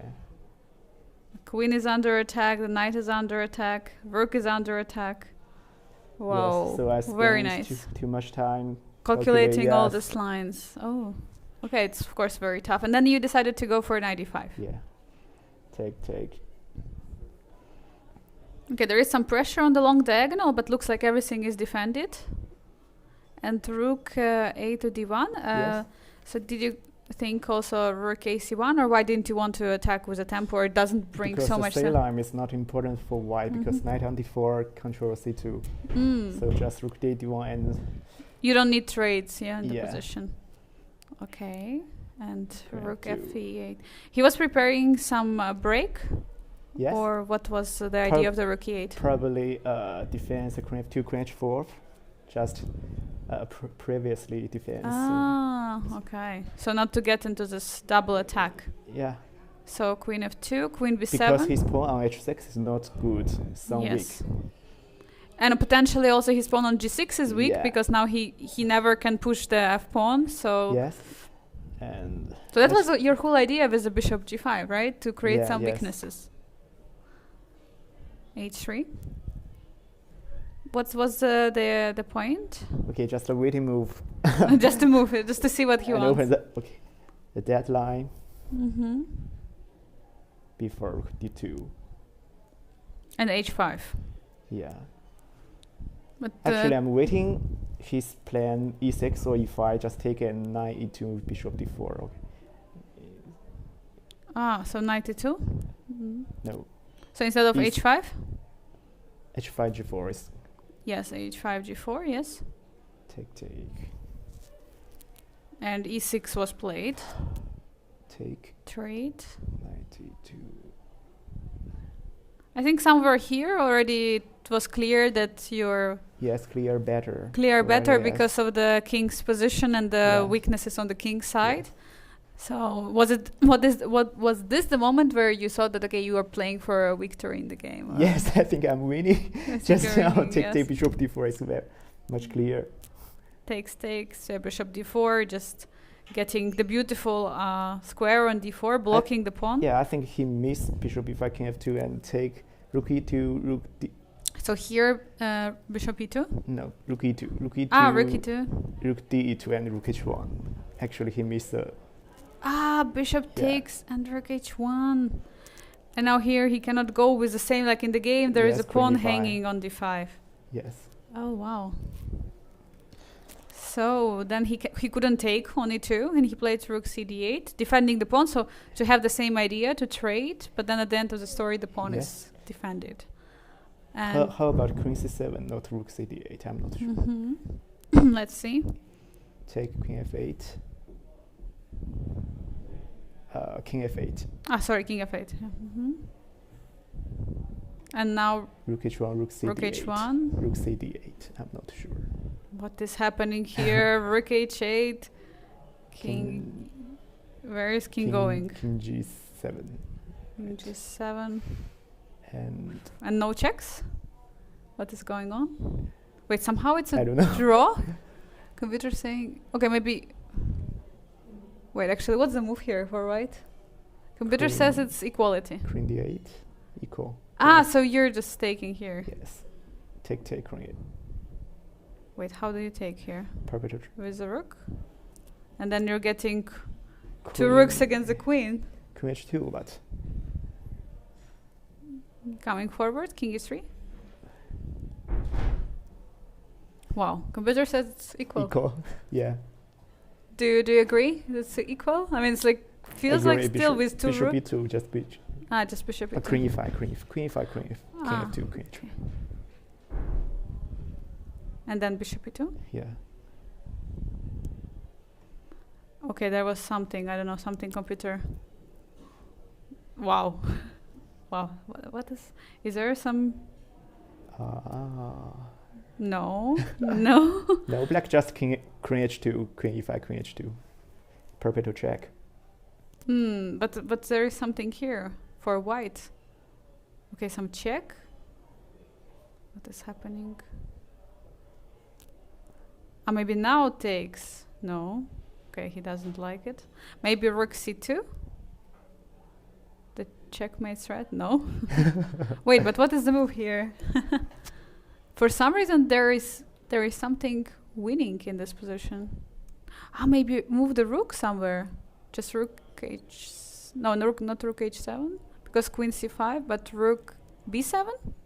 No. Okay, just rook e2, queen h2 and king e1, right? No. Apparently not. Okay, do we want to see the move? Okay, I'm asking the computer. Rook, okay, wait, but we have just given rook d8, e7, rook e7, yeah. What is happening here? Okay, so just checks and rook then f8, f4, yeah. Okay, this is crazy endgame. Okay, let's come back to the game because it's already too much. Yeah. Okay, so he played rook d8, defending the pawn. Yeah, rook h1. And then you went for this endgame where king he. g7 is right. Was right. Yes, it was correct. Probably knight f4. So everything here yeah. correct. Knight d4. Yeah. And apparently here was a moment where a mistake was made. Rook h to d1 was leaving some of advantage. So rook c1 is the best move. King g3 somewhere. Yeah. Okay, king g3 is very strange. Rook c2. Interesting. So not rook c1, but rook c2. So probably to keep the rook on h file for a moment. Yeah, probably. And then, have you considered other move than rook h d1 in this position, or why do you think rook c2 is so much better? According to actually, I consider rook c1 and rook c2, but yes, okay, it makes a lot of sense. Yes, of course. Rook c8 and rook c2. Take king f6. I'm not sure. I think it's not easy. Okay. Some moment knight f6. Okay, you got somewhat similar endgame. Let's head to what in the game happened. A5, and when do you think you realized you lost the advantage? I miss a little combination. I didn't say rook d2 check, so actually I saw rook d6, but I didn't say rook d2 check. Oh no! You know. Oh no! That is huge, terrible. And then suddenly all your pawns are on the light squares, and your knight is not having squares, right? I think that was the biggest problem, that your knight got somewhat isolated on a6. Shushan Yu was even a bit worried around this position when bishop e8 was played. But okay, he said that here should be a draw, but still you're a bit tricky with the knight on a6. I'm a little nervous for black has some advantage trying to win the game. Yes, definitely. Okay, so then just in a few moves, so bishop b5, knight e7. And king at d2, bishop c6. Knight a6, yes. This plan should and then you found this a3 just to trade everything. And basically, that's what happened, right? Yeah. Okay. So what are your emotions after this game? I mean... Huge plan, knight e2, knight f4 is huge. Huge, yeah? Yes. Big mistake. But okay, 4.5 points out of 5. Yeah, it's okay. You had some adventurous games earlier. Some adventure? Yes. In the first rounds it was a bit tricky, but okay, now you're co-leading. It's still, amazing. Of course, with whom are you leading, by the way? Let's see. So your friend Shushan Yu is leading with 4.5 points. Yeah. Jules Moussard, Felix Ilinka played some really beautiful games, by the way. We see you on the 4th place and Dijon. So Chinese community is occupying Sunway Sitges tournament, and half a point behind is Josep Lopez Martinez, Hardaway Brewington, Madi Orimi with 4 points. And okay, there are Obviously, more players with the 4 points, but most importantly, with 4.5. Yeah. So three Chinese players at the top of the leaderboards after the halfway of the tournament. Yes, what do you say? Big group. Big group. You just Yes. came here to win, yeah? Yeah. At least one of you should win the tournament. How, by the way, yesterday you told it was your birthday. How did celebration go? Actually, no celebration. No? Yeah, because I wanna go to the Barcelona to Oh. You have went. hot pot tomorrow. You will go tomorrow to Barcelona to have a hot pot. Wow, wow. Really? And I was told, by the way, by Shushan Yu, that yesterday you had a special lunch. Special lunch? Yes, that his parents, Yes, his mother his cooked. parent cooked for us. Yes, birthday lunch. How was it? Face the seashore and Is it like that you eat together every day something for lunch, Chinese, or was it just yesterday special for your birthday? yes, Chinese noodles. Chinese noodles. Yes, and ribs and some chicken wings. Alitas, okay. How important is it for you, to when you're abroad playing the tournament, to still, have this touch of your native cuisine, to eat some Chinese food, and with your, of course, friends, chess friends from China? So how is it important for you to have this, to eat Chinese cuisine? Yes, I think very important because how to say it? Okay, the breakfast and lunch is also good in this hotel, but if we got too many days, we also you need something else. Yes. Yes. And what are your plans for tonight? Because I know that there is going to be red carpet just party. Have a rest. Just rest, no yes, party. Just rest, no party. No party. Okay, you will have party tomorrow in Barcelona. Yes. In hot pot party. Oh, that's amazing. Yeah, of course. So let's. Thank you so much, Dili, for joining. One more time, congrats on the. Nice game. Okay. On draw, still leading in the tournament. Half nice game. Half nice game. Yes, just a little bit was missing. And best of luck to you. And have a great rest, of course, tomorrow. Okay, thank you very much. So let's zoom in on the playing venue to see if someone is still playing. And I see Natasha is there, one of the representatives of the streaming community, is playing her game. We see not so many boards are there. Most of the streamers have finished. Most of the players have finished. And we see also arbiters is walking there. On the left, on the screen, what you can see is a small version of the church. We've been to this church in the first day. We were ringing the bell there with Maria. And every round at the start of it, there is a special guest who is coming there and always ringing the bell in the sign that the round has started. And one more time, here are results of the round 5. To update you, dear viewers, the draw on the first board, we had before this round 3 leaders. It was Dili, Jules Moussard, and Josep Lopez Martinez. But for Josep, it was not such a happy round. Shushan Yu won his game. So now we have different leaders. Dili, Jules Moussard, Shushan Yu, and also together with them is, if I'm not mistaken, Carlos. Dear viewers, meanwhile, we have a special guest with us who was already here in the studio before. Hello. Welcome. Come back, yeah. Welcome, It's Mr. meant something, Giro. yeah. Hello. Hello, everyone. If you're coming to the studio, it means something good happened today. Yeah, exactly. So tell us what happened. I'm really happy to see all these people again. Yeah, I managed to win my round of the GI against a very talented Polish kid, Piotr. I will kill the name. Brzezinę. Yeah, sorry. Wow. To all my Polish friends. Well, yeah, first of all, yesterday, Piotr played against his brother. Yeah, I saw. Such a tough pairing. Even saw that game. Oh, you saw that. And, yeah. well, By the way, his brother was at some moment even winning with Yeah, some I tactics. saw a very fighting game again. Extremely fighting game. He told us that they once played in European individual championships once with 600 players.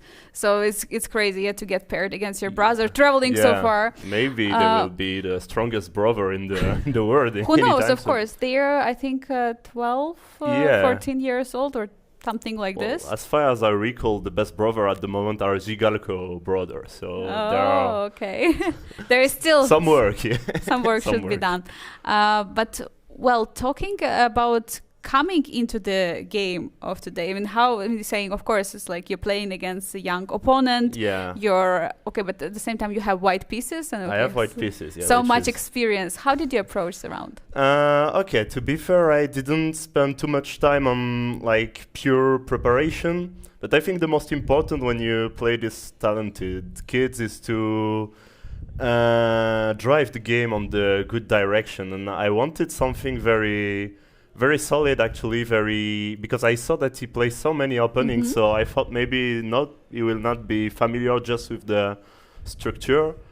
And I just wanted to play some, English without any, like, concrete theory. Is it Keimer variation or it's... Keimer variation. I play all my bullet games like this, by the way. 1+0, I always go for this setup. And okay, here it chooses move b6, which is a very reasonable move. But, yeah...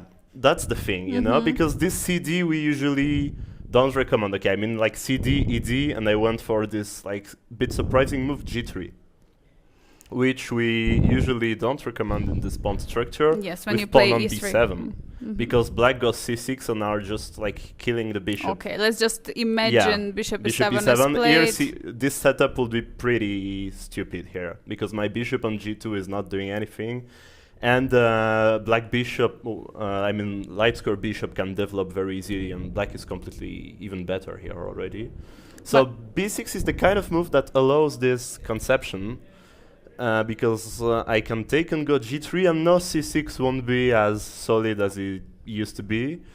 Because now I can have just simple play targeting that pawn on the c file. I can even add pressure with knight e5 at some point. It's not the same. And then whenever pawn pushes, then d5 is going to weak. It's always going to be an issue. But whichever pawn pushes, other will be weak. Yeah, we will talk about this c5, which is like still a very decent option later because it's had to happen at some point. Okay, so these are all normal moves. I mean, nothing too special. Just developing. Keimer variation, as you said.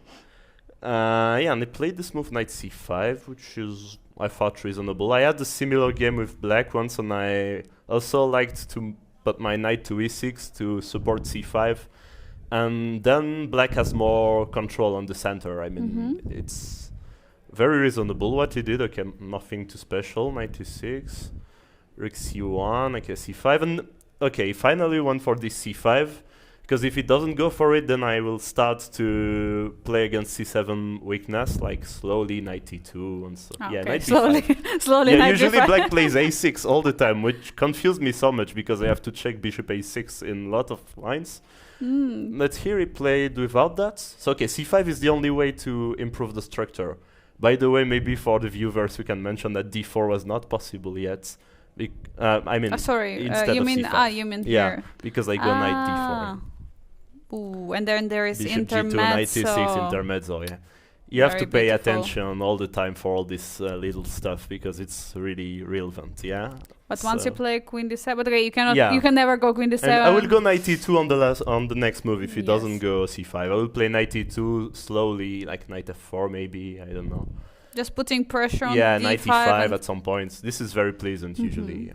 So c5, let's play. c5, and now it's the target for me, like the moment I waited to go d4, because I will be able to create the hanging pawns, at least, maybe isolated. Because pawn on d4 is not so useful as long as he doesn't play c5, so I'm really waiting for him to commit. And now we can, usually in a normal hanging pawns, we go with bishop on e2 instead of g2. There is a very common maneuver: rook e1, bishop f1, g3, bishop g2. Yes, and now basically you already got I'm already everything. And ready to meet that. And just one more thing, of course, to mention, in case anytime black takes, okay, it's going to be an isolated pawn on d5. This is very critical, by the way. cd4, knight d4, knight d4, queen d4, bishop c5. And I have to, queen d3 simply. Queen d3, yeah. And now d4 is not possible, which is important, you see, because of my bishop on g2. Because an isolated pawn, d4 is very critical, but now I can never ever push on the center. Yeah, exactly. Well, amazing. So my bishops are working very well. And great that you have, already this improved version, so to say. And I won some game in Budapest, and I had to go this rook e1, bishop f1, g3, bishop g2, and white was better even this way. So I cannot imagine if I have already extra tempos, basically. Extra tempos. Okay, so he went for rook e8. He's keeping pressure in the center. Rook c8 was equally possible. I mean, these are like logical moves in my opinion. So I want queen d3 because it's not a very natural move, but I didn't find a better way just to connect my rook, because if I go either on c2 or e2, I'm allowing cd4, and there is nothing about isolated pawn anymore. You have to always keep the option of in case he will take on d4, and then knight e4 I just want to go like dc5. Yeah, so now you're creating this hanging pawns. Okay, he doesn't want to create hanging pawns, so hanging pawns. bca would play rook d1 maybe simply. And then there is big trouble on the d5. Well, it's typical slightly better position. Nothing too special, but I know I can play forever on the weaknesses. And d4 is never possible once again. But it was still the better option, because he went for something very concrete, but I mean, which felt interesting, but after the game I'm... Sorry. No worries. Yes. I'm not sure at all. It was like, okay, queen b1 is the only move. Bishop f6, rook d1. And then starts the fireworks, I would say. He played queen e7. This is my favorite part, where fireworks are fireworks. Because obviously I have to assess knight d5 here. He's just giving a pawn seemingly for free.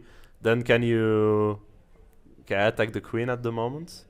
Oh, sorry. So bishop, I thought somehow d5. the queen was there. So you have to take. Yeah, and can you see what he wanted, probably?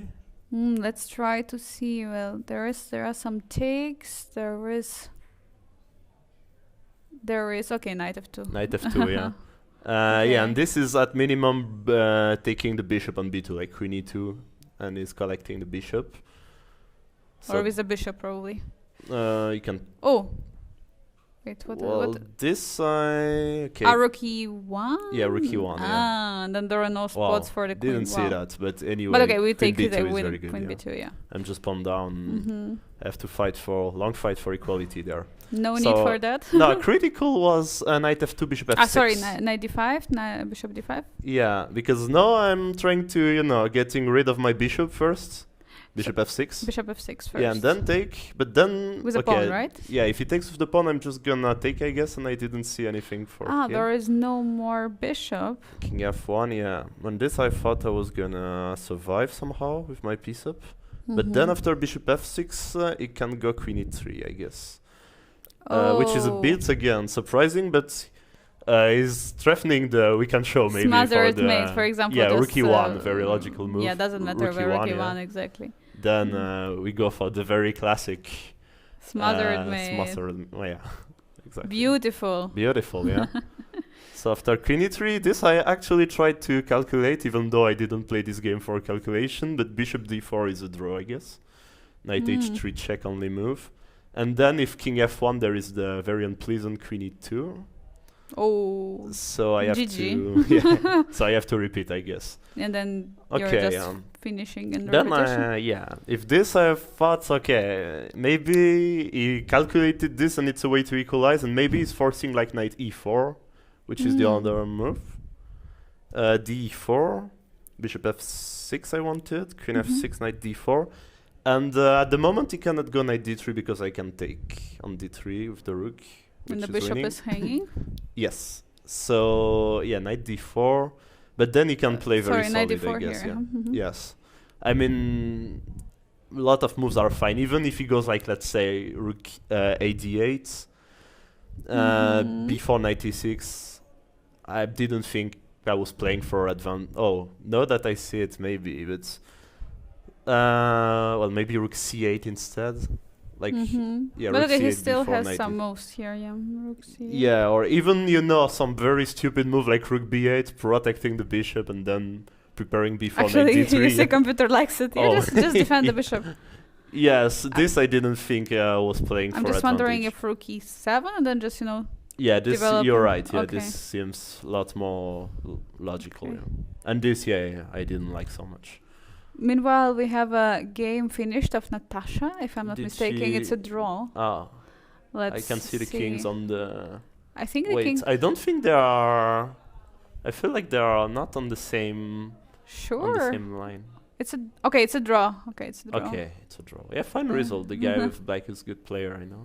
Yes, of course. Yeah. 23.75 and Natasha has 22.37.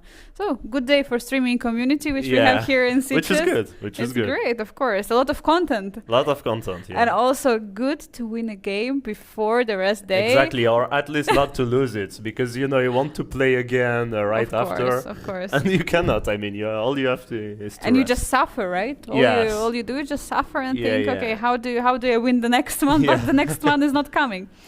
But okay, tomorrow there is going to be blitz. So for everyone who is in a bad new mood, chance, yeah. new chance or to to come. make it even worse.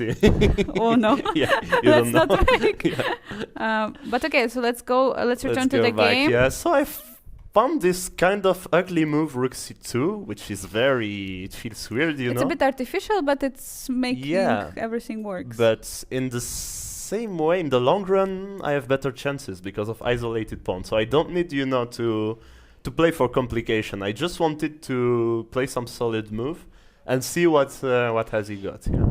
Also, Joseph, you have this time which you didn't have to spend for Yeah. rook e1, bishop f1, Yeah. g3, bishop g1. So it's already all happened. So Yes. for that reason, you can. Of I course, like this structure so much. I mean, if my opponent could play b6 all the time, I would play this variation my Okay, my whole great, life. great. So rook d8 was played just Yeah. to defend the pawn. Defend the pawn, yeah, that's what I expect. And then I went for this, I start the clash really, yeah, with this move knight b5. Maybe I attack the pawn on a7, who knows? Maybe I also want bishop f6, queen f6, knight c7 sometimes, if bishop a6, for example. I'm just trying, and also I want to exchange pieces, which, as we remind, it's my main priority, just to reduce the Just to material. simplify and get into the endgame with and isolated go for pawn. this guy on d5 and Yes. okay, so I played bishop a6. Okay, so I have a lot of moves like bishop f6, queen f6, knight c7, which is very interesting. But I didn't want to calculate so much because there is too much to knight bishop d3s, knight c3s. So I went for this move a4, which Fireworks starting. Fireworks are being sent to the sky. Exactly. With a4 move. Yeah, and people might wonder why I allow black to double my pawns, which is The a7 pawn? I mean bishop b5. Yeah, I know, but like... a7 pawn, and also there is something else. I have this nice square on c6, which is very appealing for my knight, yeah? Because it's gonna be fork, it's gonna be attacking a7, it's gonna be everything, yeah? So now maybe the threat is to take on f6 Yeah, and I then want to bring take the and go knight. knight d4 and knight c6. Beautiful. After that, isolated pawn will not be the only problem of my opponent. So he played some good move, I think, knight e6. Stopping everything for Yes. for a moment. For a moment, yeah. And now, okay, let's end the fireworks and go for some slightly better endgame with bishop f6. Okay. Queen f6 and now, yeah, queen a1. I'm trading the queen and ending up the dynamic potential of my opponent, and now I'm going for the a pawn, yeah, rook a2. So with the kids in the endgame. Oh, I mean, no, they are getting more and more decent, which makes beating them very, very hard, I would say. But for today, It happened like this, yeah? Yeah, it happened like this, yeah. So Okay, so he decided to trade a7 for b5, which is an understandable decision. But after, like, if you look, rook b7, there is no way to protect this pawn easily, because rook c6 is met by rook f7 or knight e5. I mean, both are working, I guess. So I played rook b8, which is the only move I would say. And now, look, I take on b8, rook b8, and after knight e5, how do you defend that pawn on d5? Oh, you have this threat, and also there is knight d7 is coming, knight c6 is coming as well with rook a6, maybe. Like knight c, maybe knight b c7 we can show. Yeah, this I simply intended to go like knight c6.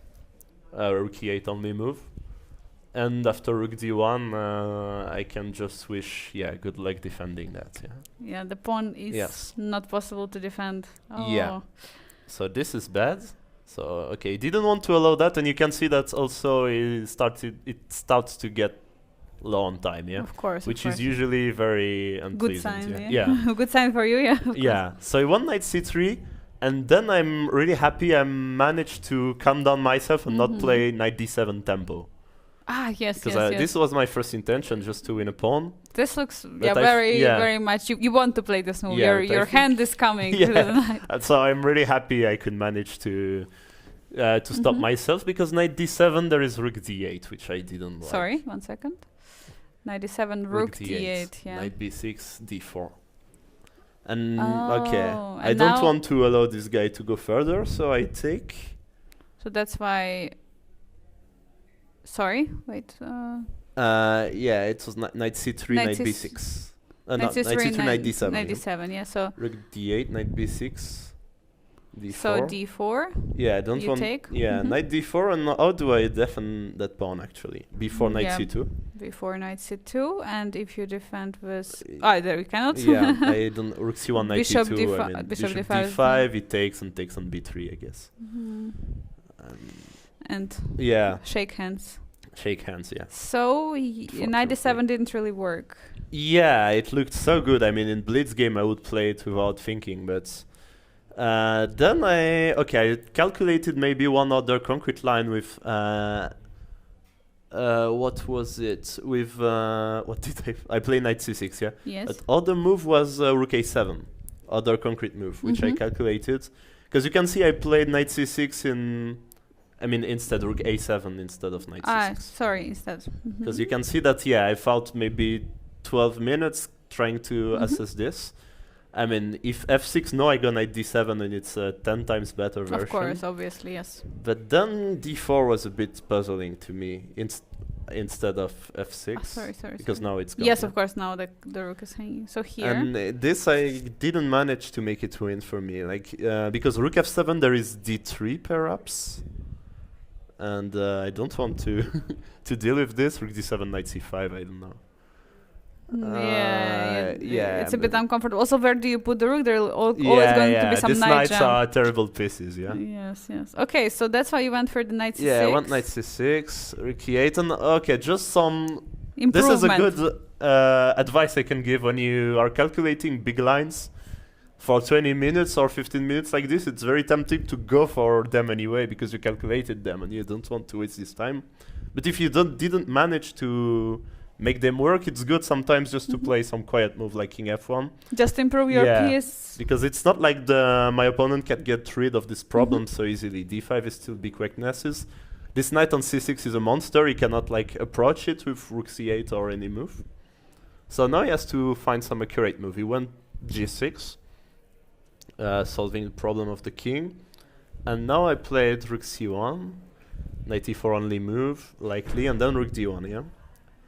Okay, asking some questions. Asking some questions again, which he answered for the moment. But then I have a new question with knight b4, and I'm afraid it's not possible to... because there is one thing... it's very hard to protect some pawn in isolated pawn with the rook behind, because you always go to some pin, and there is the case. Rook d8, bishop e4 is an issue. D8. Of course, knight is hanging. Yes. That's why it's so hard to defend these pawns. Yeah. So I went knight f6, and I went for this rook endgame that I knew was completely winning. Yeah. It doesn't look so easy, but actually it is. Yeah. Okay, Darius, if there is no pawns on the b file, then okay, Yeah, it's a draw, theoretical yeah. draw. Black will have to set up some h5 Exactly, yeah. and then just try to trade all the pawns. But these pawns are making such a huge difference. And my king has such a highway to get there. Yeah. Just 4 squares to Yeah. the pawn. I mean, I was like very confident in the fact it was winning. But if I was less, I would play g4 instead of king e2 just to make sure. This Not is a allow move you. any h5. This is the very how to say book move g4. Yeah. In case any Yeah. time h5 comes, even if rook is not there, you create a Yes. weakness. Yeah, we'll put pawn to g5, h4, and then move slowly. But I thought I could why not to end the game immediately and bring the king? Yeah. Yeah, So you why went to play rook these c6. moves if you can just bring the king? Yeah. So So you it's- went h5, which is good move, and now I'm kicking the rook from the c file.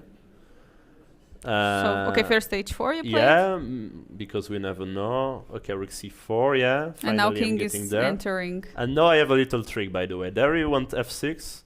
Okay, if rook d2 instead, I would just play rook f4 just to explain. Attacking the pawn and then king b5, and it's possible to resign already. King d5? I mean Sorry. f6 or f6, f5, king b5. Ah, king b5, yeah, of and course. I'm just winning a pawn by force. And I thought the idea of my opponent, which was my little trick to end the game immediately instead of f6, was if my opponent play rook d3, which seems very reasonable to stop. King. Yeah, to stop King the king, cannot- but then rook d4 is forcing you in. Oh, the And pawn there endgame. is this easy line because I know people are often shocked by chess players can calculate far, but I will show you maybe 10 or 15 move which is very easy to calculate there. Rook d4, e d4, king d4, king d5, king c3, Ah, king. Sorry. King king c3. b6, king b3, king c5, or king c6, king c3, king d6. Ah, king. No, Oh, yeah. because this I Oh. lose a tempo. Yes, great. King d3, king e7, king e2, king f7, king f2, king g6, king g3, and then the- decisive tempo. And the pawn is promoting. Wow. Just one tempo behind and you would be losing. Yeah, exactly. Yeah, chess is unforgiving. Chess is brutal. Yeah. Wow. So yeah, I was once he cannot go for this, then I just go. Oh yeah, king b5. You just go forward. He's trying to get counterplay. He wants to go rook d2 now. But no, once again I have this rook d4 just to. Just to show that you can go to the end game. Once again, it wins by one tempo, I think, in rook d4, but okay. And then I go f3, threatening rook e4, king f5, and no e4 check, yeah, because if he comes back, there is this nice checkmate, yeah. King e5, rook d5. Rook d5. Wow, very beautiful. So Yeah. he went king g6. And now I just play f4 and I just push his pieces. I think I saw yeah. this position already. Yeah, when Yeah, you just b4. pushed forward. And now it's completely tight. It's just a matter of not blundering anything. Yeah, I just to defend everything. And I just was happy because still I have to pick up that pawn, without giving f5, f4, and h4. Because if I go for example, if you would now, you can move something, and let's say rook d6, like king moves, rook d6. 1 second. Here, rook d6. Yeah, rook so f5. this is completely winning. That's not the issue, but I don't want even to give f4 and h4. Yeah, you because don't we want- never yeah, know. of course. So you play So rook e5. I found the easiest way, I think. I mean, for me it was at least pretty. And now rook e6, yeah. Because rook f5, I bait him, and now I play rook e5. And now you're picking up I'm this getting pawn. rid of that pawn, and then I pick pick it up. b7. Amazing, and my and opponent he resigned. resigned. Yeah. Wow, beautiful game. And okay, another time that you're in the studio, Yeah. coming and showing this very nice game. Thank you so much for this. And coming into the rest day and rest evening, are you planning to go to the party tonight? Well, I don't plan much to these things because it's always the best, just to not plan so much, just go and Relax. deal with the flow, So for sure I will join the party.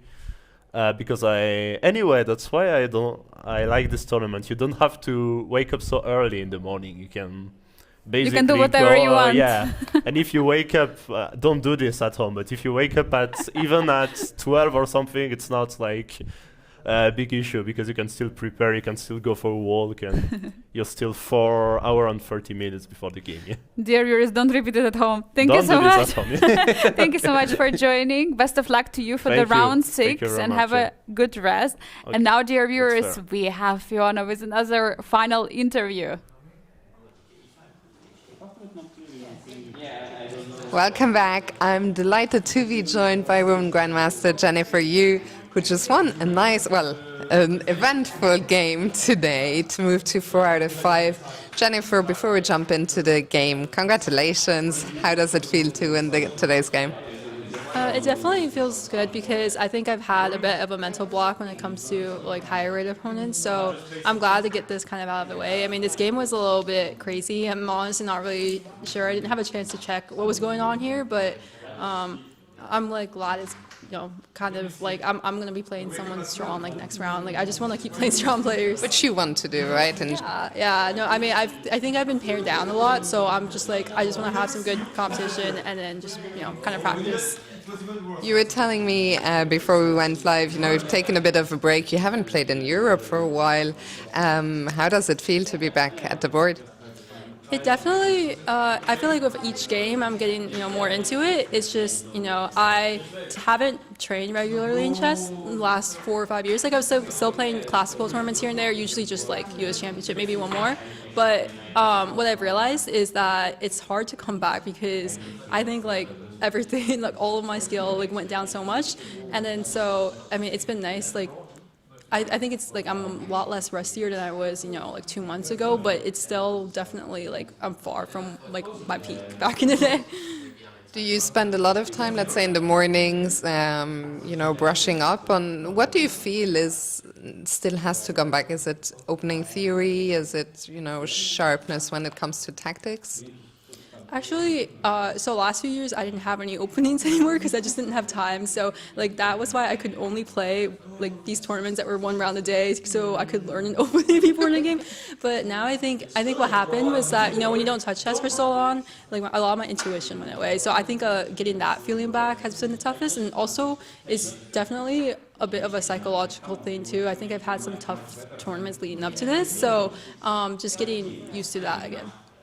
But today, I mean, let's jump into it now. It's going great at the halfway mark, as we said, 4 out of 5, beating an IM today.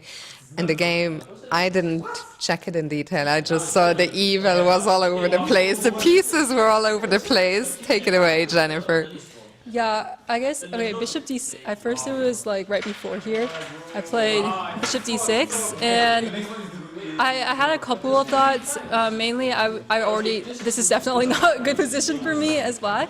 So I just like, he just played rook f3, and I was afraid of getting mated here. So I was like, I need to play something to kind of, get some counterplay. But for some reason, Queen h4, I was looking at a lot of different variations, and I forgot about Queen h4 because I was thinking like rook f3 and bishop c8. But after this, I realized I was just think he played rook f1 to play rook h3, takes f5, and then I'm like, I only have like one idea, which is after rook h3, I want to play g5 to defend this. So I was like, this is really not that great, but let me just try to create as much counterplay as possible. So I just played bishop e5 to get out of any tricks and then defend this pawn. And then here he played king h1. So I didn't fully, so I assumed that his idea was rook g1. But what confused me a little bit was here after knight b4 and rook h3, g5. I feel like he didn't really expect g5. So I was wondering, I don't know. What else? Yeah, I think I was confused on this because I think what happened was like the evaluation was probably like started swinging my way here, but I definitely misplayed this. So that's why I was really confused about this. But it was like here. And then, so I guess what the good thing about king h1 is you get out of this bishop takes h2. But I'm like, something isn't right here because after this, I feel like I should be able to defend this. Because in the game I played queen h7, which is what, like I looked at this before. And then, or when I was like calculating, this is what I was thinking a few moves before. But something weird here was, he played bishop h6, and then I was like thinking, oh, if I play g5, I'll probably lose. And then I played g5. So that was a little bit, it was a little bit stupid. Were you low on time or? I was low on time, but I didn't think g5 was good. I thought g5 was losing. So I was thinking, instead of this, maybe I could have gone g5 here. Because the difference is now that you can do like bishop g7 to come back if they sacrifice on g5. But I wasn't so sure about this because what I missed was after this, I thought I could just take on d3. And then I missed bishop f5. And then... King is getting very scary now. Oh, and then I also thought I could play king h8. But then after rook takes g6, I was not sure what was happening. Like, it just looks, this is just so, I think especially with time pressure, it's impossible, so hard to play. right, to figure out. It's really hard to play. But you know what I did see was after g5, knight takes g5, or my king is here, knight takes g5, pawn takes g5. So he played queen takes g5 here, but I thought rook takes g5 was probably winning because king h8, and then I think it's important to play rook h8 here because bishop g7 and then rook h5. I think I have enough play, but here rook h5, and then I wasn't sure what's happening. I was really trying to get queen b7 and then bishop takes h2 to work, but. I mean, this is like really weird. Yeah. Like entire h5. But yeah, I wasn't really sure what's going on here because, bishop g7. How do you keep your calm in that spot where, I mean, it's such an insane position, right? With so many tactics, it could go absolutely either way. How do you steady yourself? Yeah, I mean, I don't know. I mean, I played g5 and I thought I was losing. I just was like, I need to do something. So, yeah, I mean, I think I got really distracted at this point too. I think when we got low on time, I was like, oh, I just need to play some moves. But I don't know, usually whenever you're time pressure, like sometimes I get a little nervous and then you just start to be like, when I feel like every chess player knows that that feeling when you have to make a move and you just don't know what to do, and then you just start I started panicking a little bit. So I think here I kind of avoided it because I was like, oh, let me just play something. It might be losing, but I have to play something. So I think this was fine. But I mean, if I got this on the board, I wouldn't know. I don't know what I was gonna do. You haven't checked the game yet. No, I haven't checked it yet. So I know I think I was fine at one point. I mean, I feel like right before this, so I probably shouldn't have let this happen because.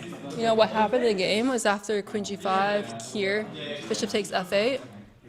I think he thought here that he's just up a couple extra pawns, but it's just like after knight takes c3, this is really tricky to play because now I'm threatening to take this bishop because I'm defending this, and then h3 bishop might also be hanging.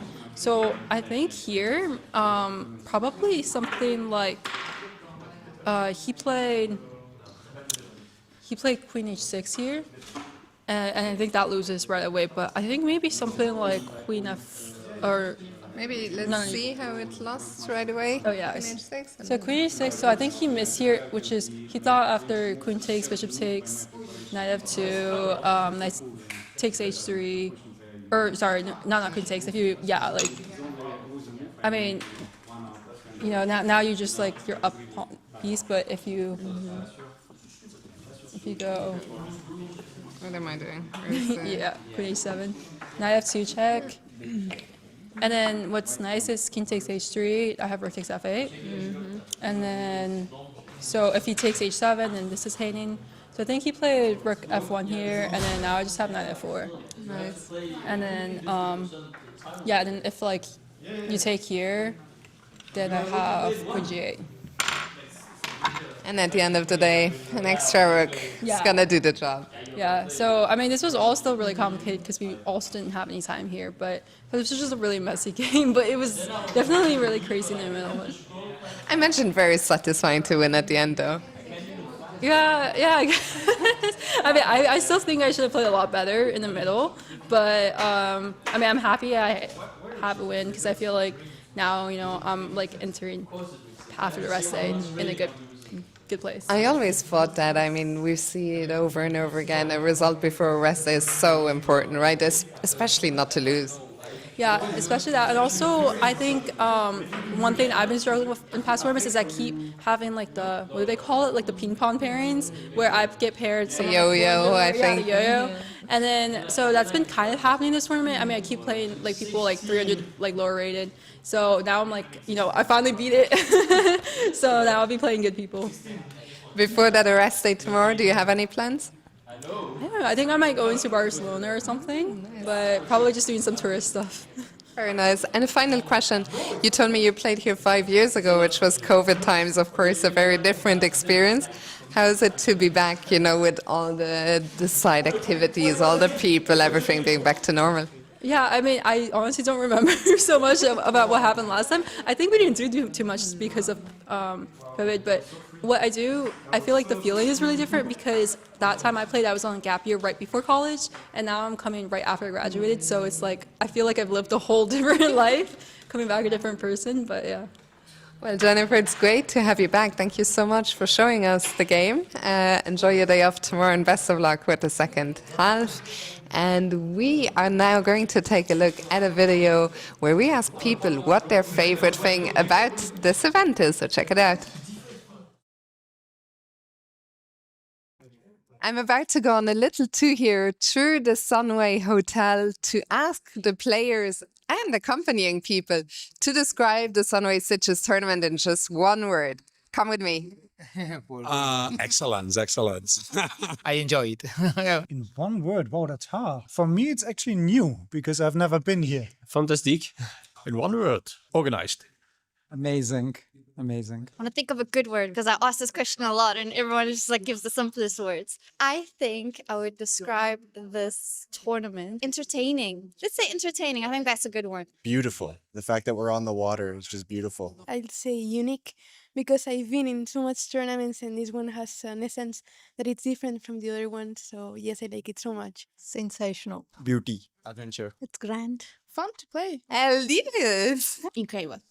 Wonderful. Amazing. I don't know. I mean, I would have to say the same, so maybe exceptional or something like that. Yeah, it's really beautiful. Yeah. Community. Relaxing. Maybe good. Very good. Excellent. Espectacular. Fantastic. Yeah, it's awesome tournament. Like the organization is also very good. Yeah. Excellent atmosphere. It's a festival. Amazing. Astonishing. Show. Family. Incredible. Is waiting nervous? Interesting. Amazing. I really like it. Wonderful. Yeah, well organized. Fun. Incredible. Describe this tournament in one word. It's wonderful. It's really wonderful.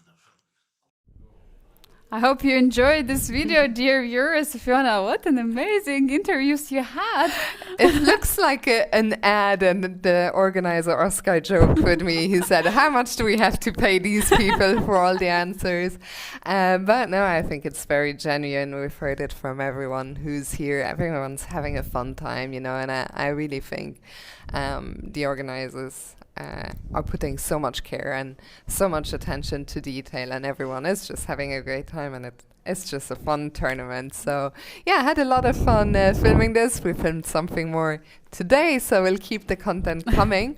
Absolutely. And Angelica, let's talk about the tournament. We're at the halfway mark. Can I ask before that sure. what the Sunway Sitges International Chess Festival means to you? Because you were asking everyone this question. I want to ask you now. Describe in one word. In one word.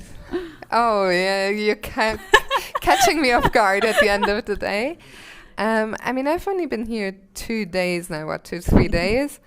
I would say fun. I really, I think it's a fun. There's so much going on. It's diversity. it's entertaining. Charlie's used entertaining. Yes. Yeah, it's just so many things. I'll chess have vacation. Chesscation? Chesscation. Well, for us, it's more like a chess workation. Chess vacation. But no, I think fun is... it's very cliche, but it's very true. Definitely. And about the tournament, of course, we had so much fight. You know, yesterday we discussed with you, you know, and I told I hope there's going to be one leader and everyone will try to catch up. But unfortunately, it didn't happen. No, there was a draw on the first board.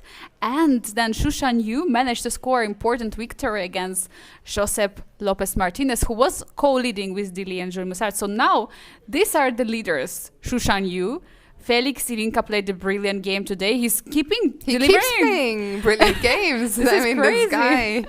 And also winning many tournaments. Yeah. He won the bullet tournament. He told earlier, he was also the guest here, that he wants to win the pentathlon. So to say all time controls. Then Jules Mossart, Lydie, Carlos Mercado, you had the chance to interview him. Very beautiful games again. And Joseph Girel was also here in the studio showing his wonderful game against the Polish kid, who is, of course, very, very dangerous. And Dijon. So 7 players altogether with 4.5 points are entering the rest day. And well, Fiona, what is going to be tonight? Before the rest day, there is one last part of call tonight. It's of course our chess party here in Sitges. I'm not sure, has it started? I saw on the schedule 8 p.m., which was 2 hours ago, but I think very soon it will be reaching, really kicking off. The high time. The high time. I think we'll try to sneak some footage from that to show you guys at home what happened. So I look forward to that. And I think it'll be a fun time, of course, tomorrow. More activities, more chess, even on the rest day. The chess never stops. Absolutely. There's going to be a Blitz tournament. Also, there is going to be a lot of content. We have the streamers community who will keep on delivering. And I saw, by the way, the red carpet was already there. It was there. So some photos are already made. They take it very seriously. I mean, it's called red carpet party, so we need to have a red carpet. So dear viewers, we hope you enjoyed today's show, the round 5. We already passed the midpoint mark. Tomorrow, the rest day, tonight the party. We're looking forward to greet you in one day for the round number 6 highlights show at 8 p.m. at the same place, at the same time. See you there. Bye-bye and take care.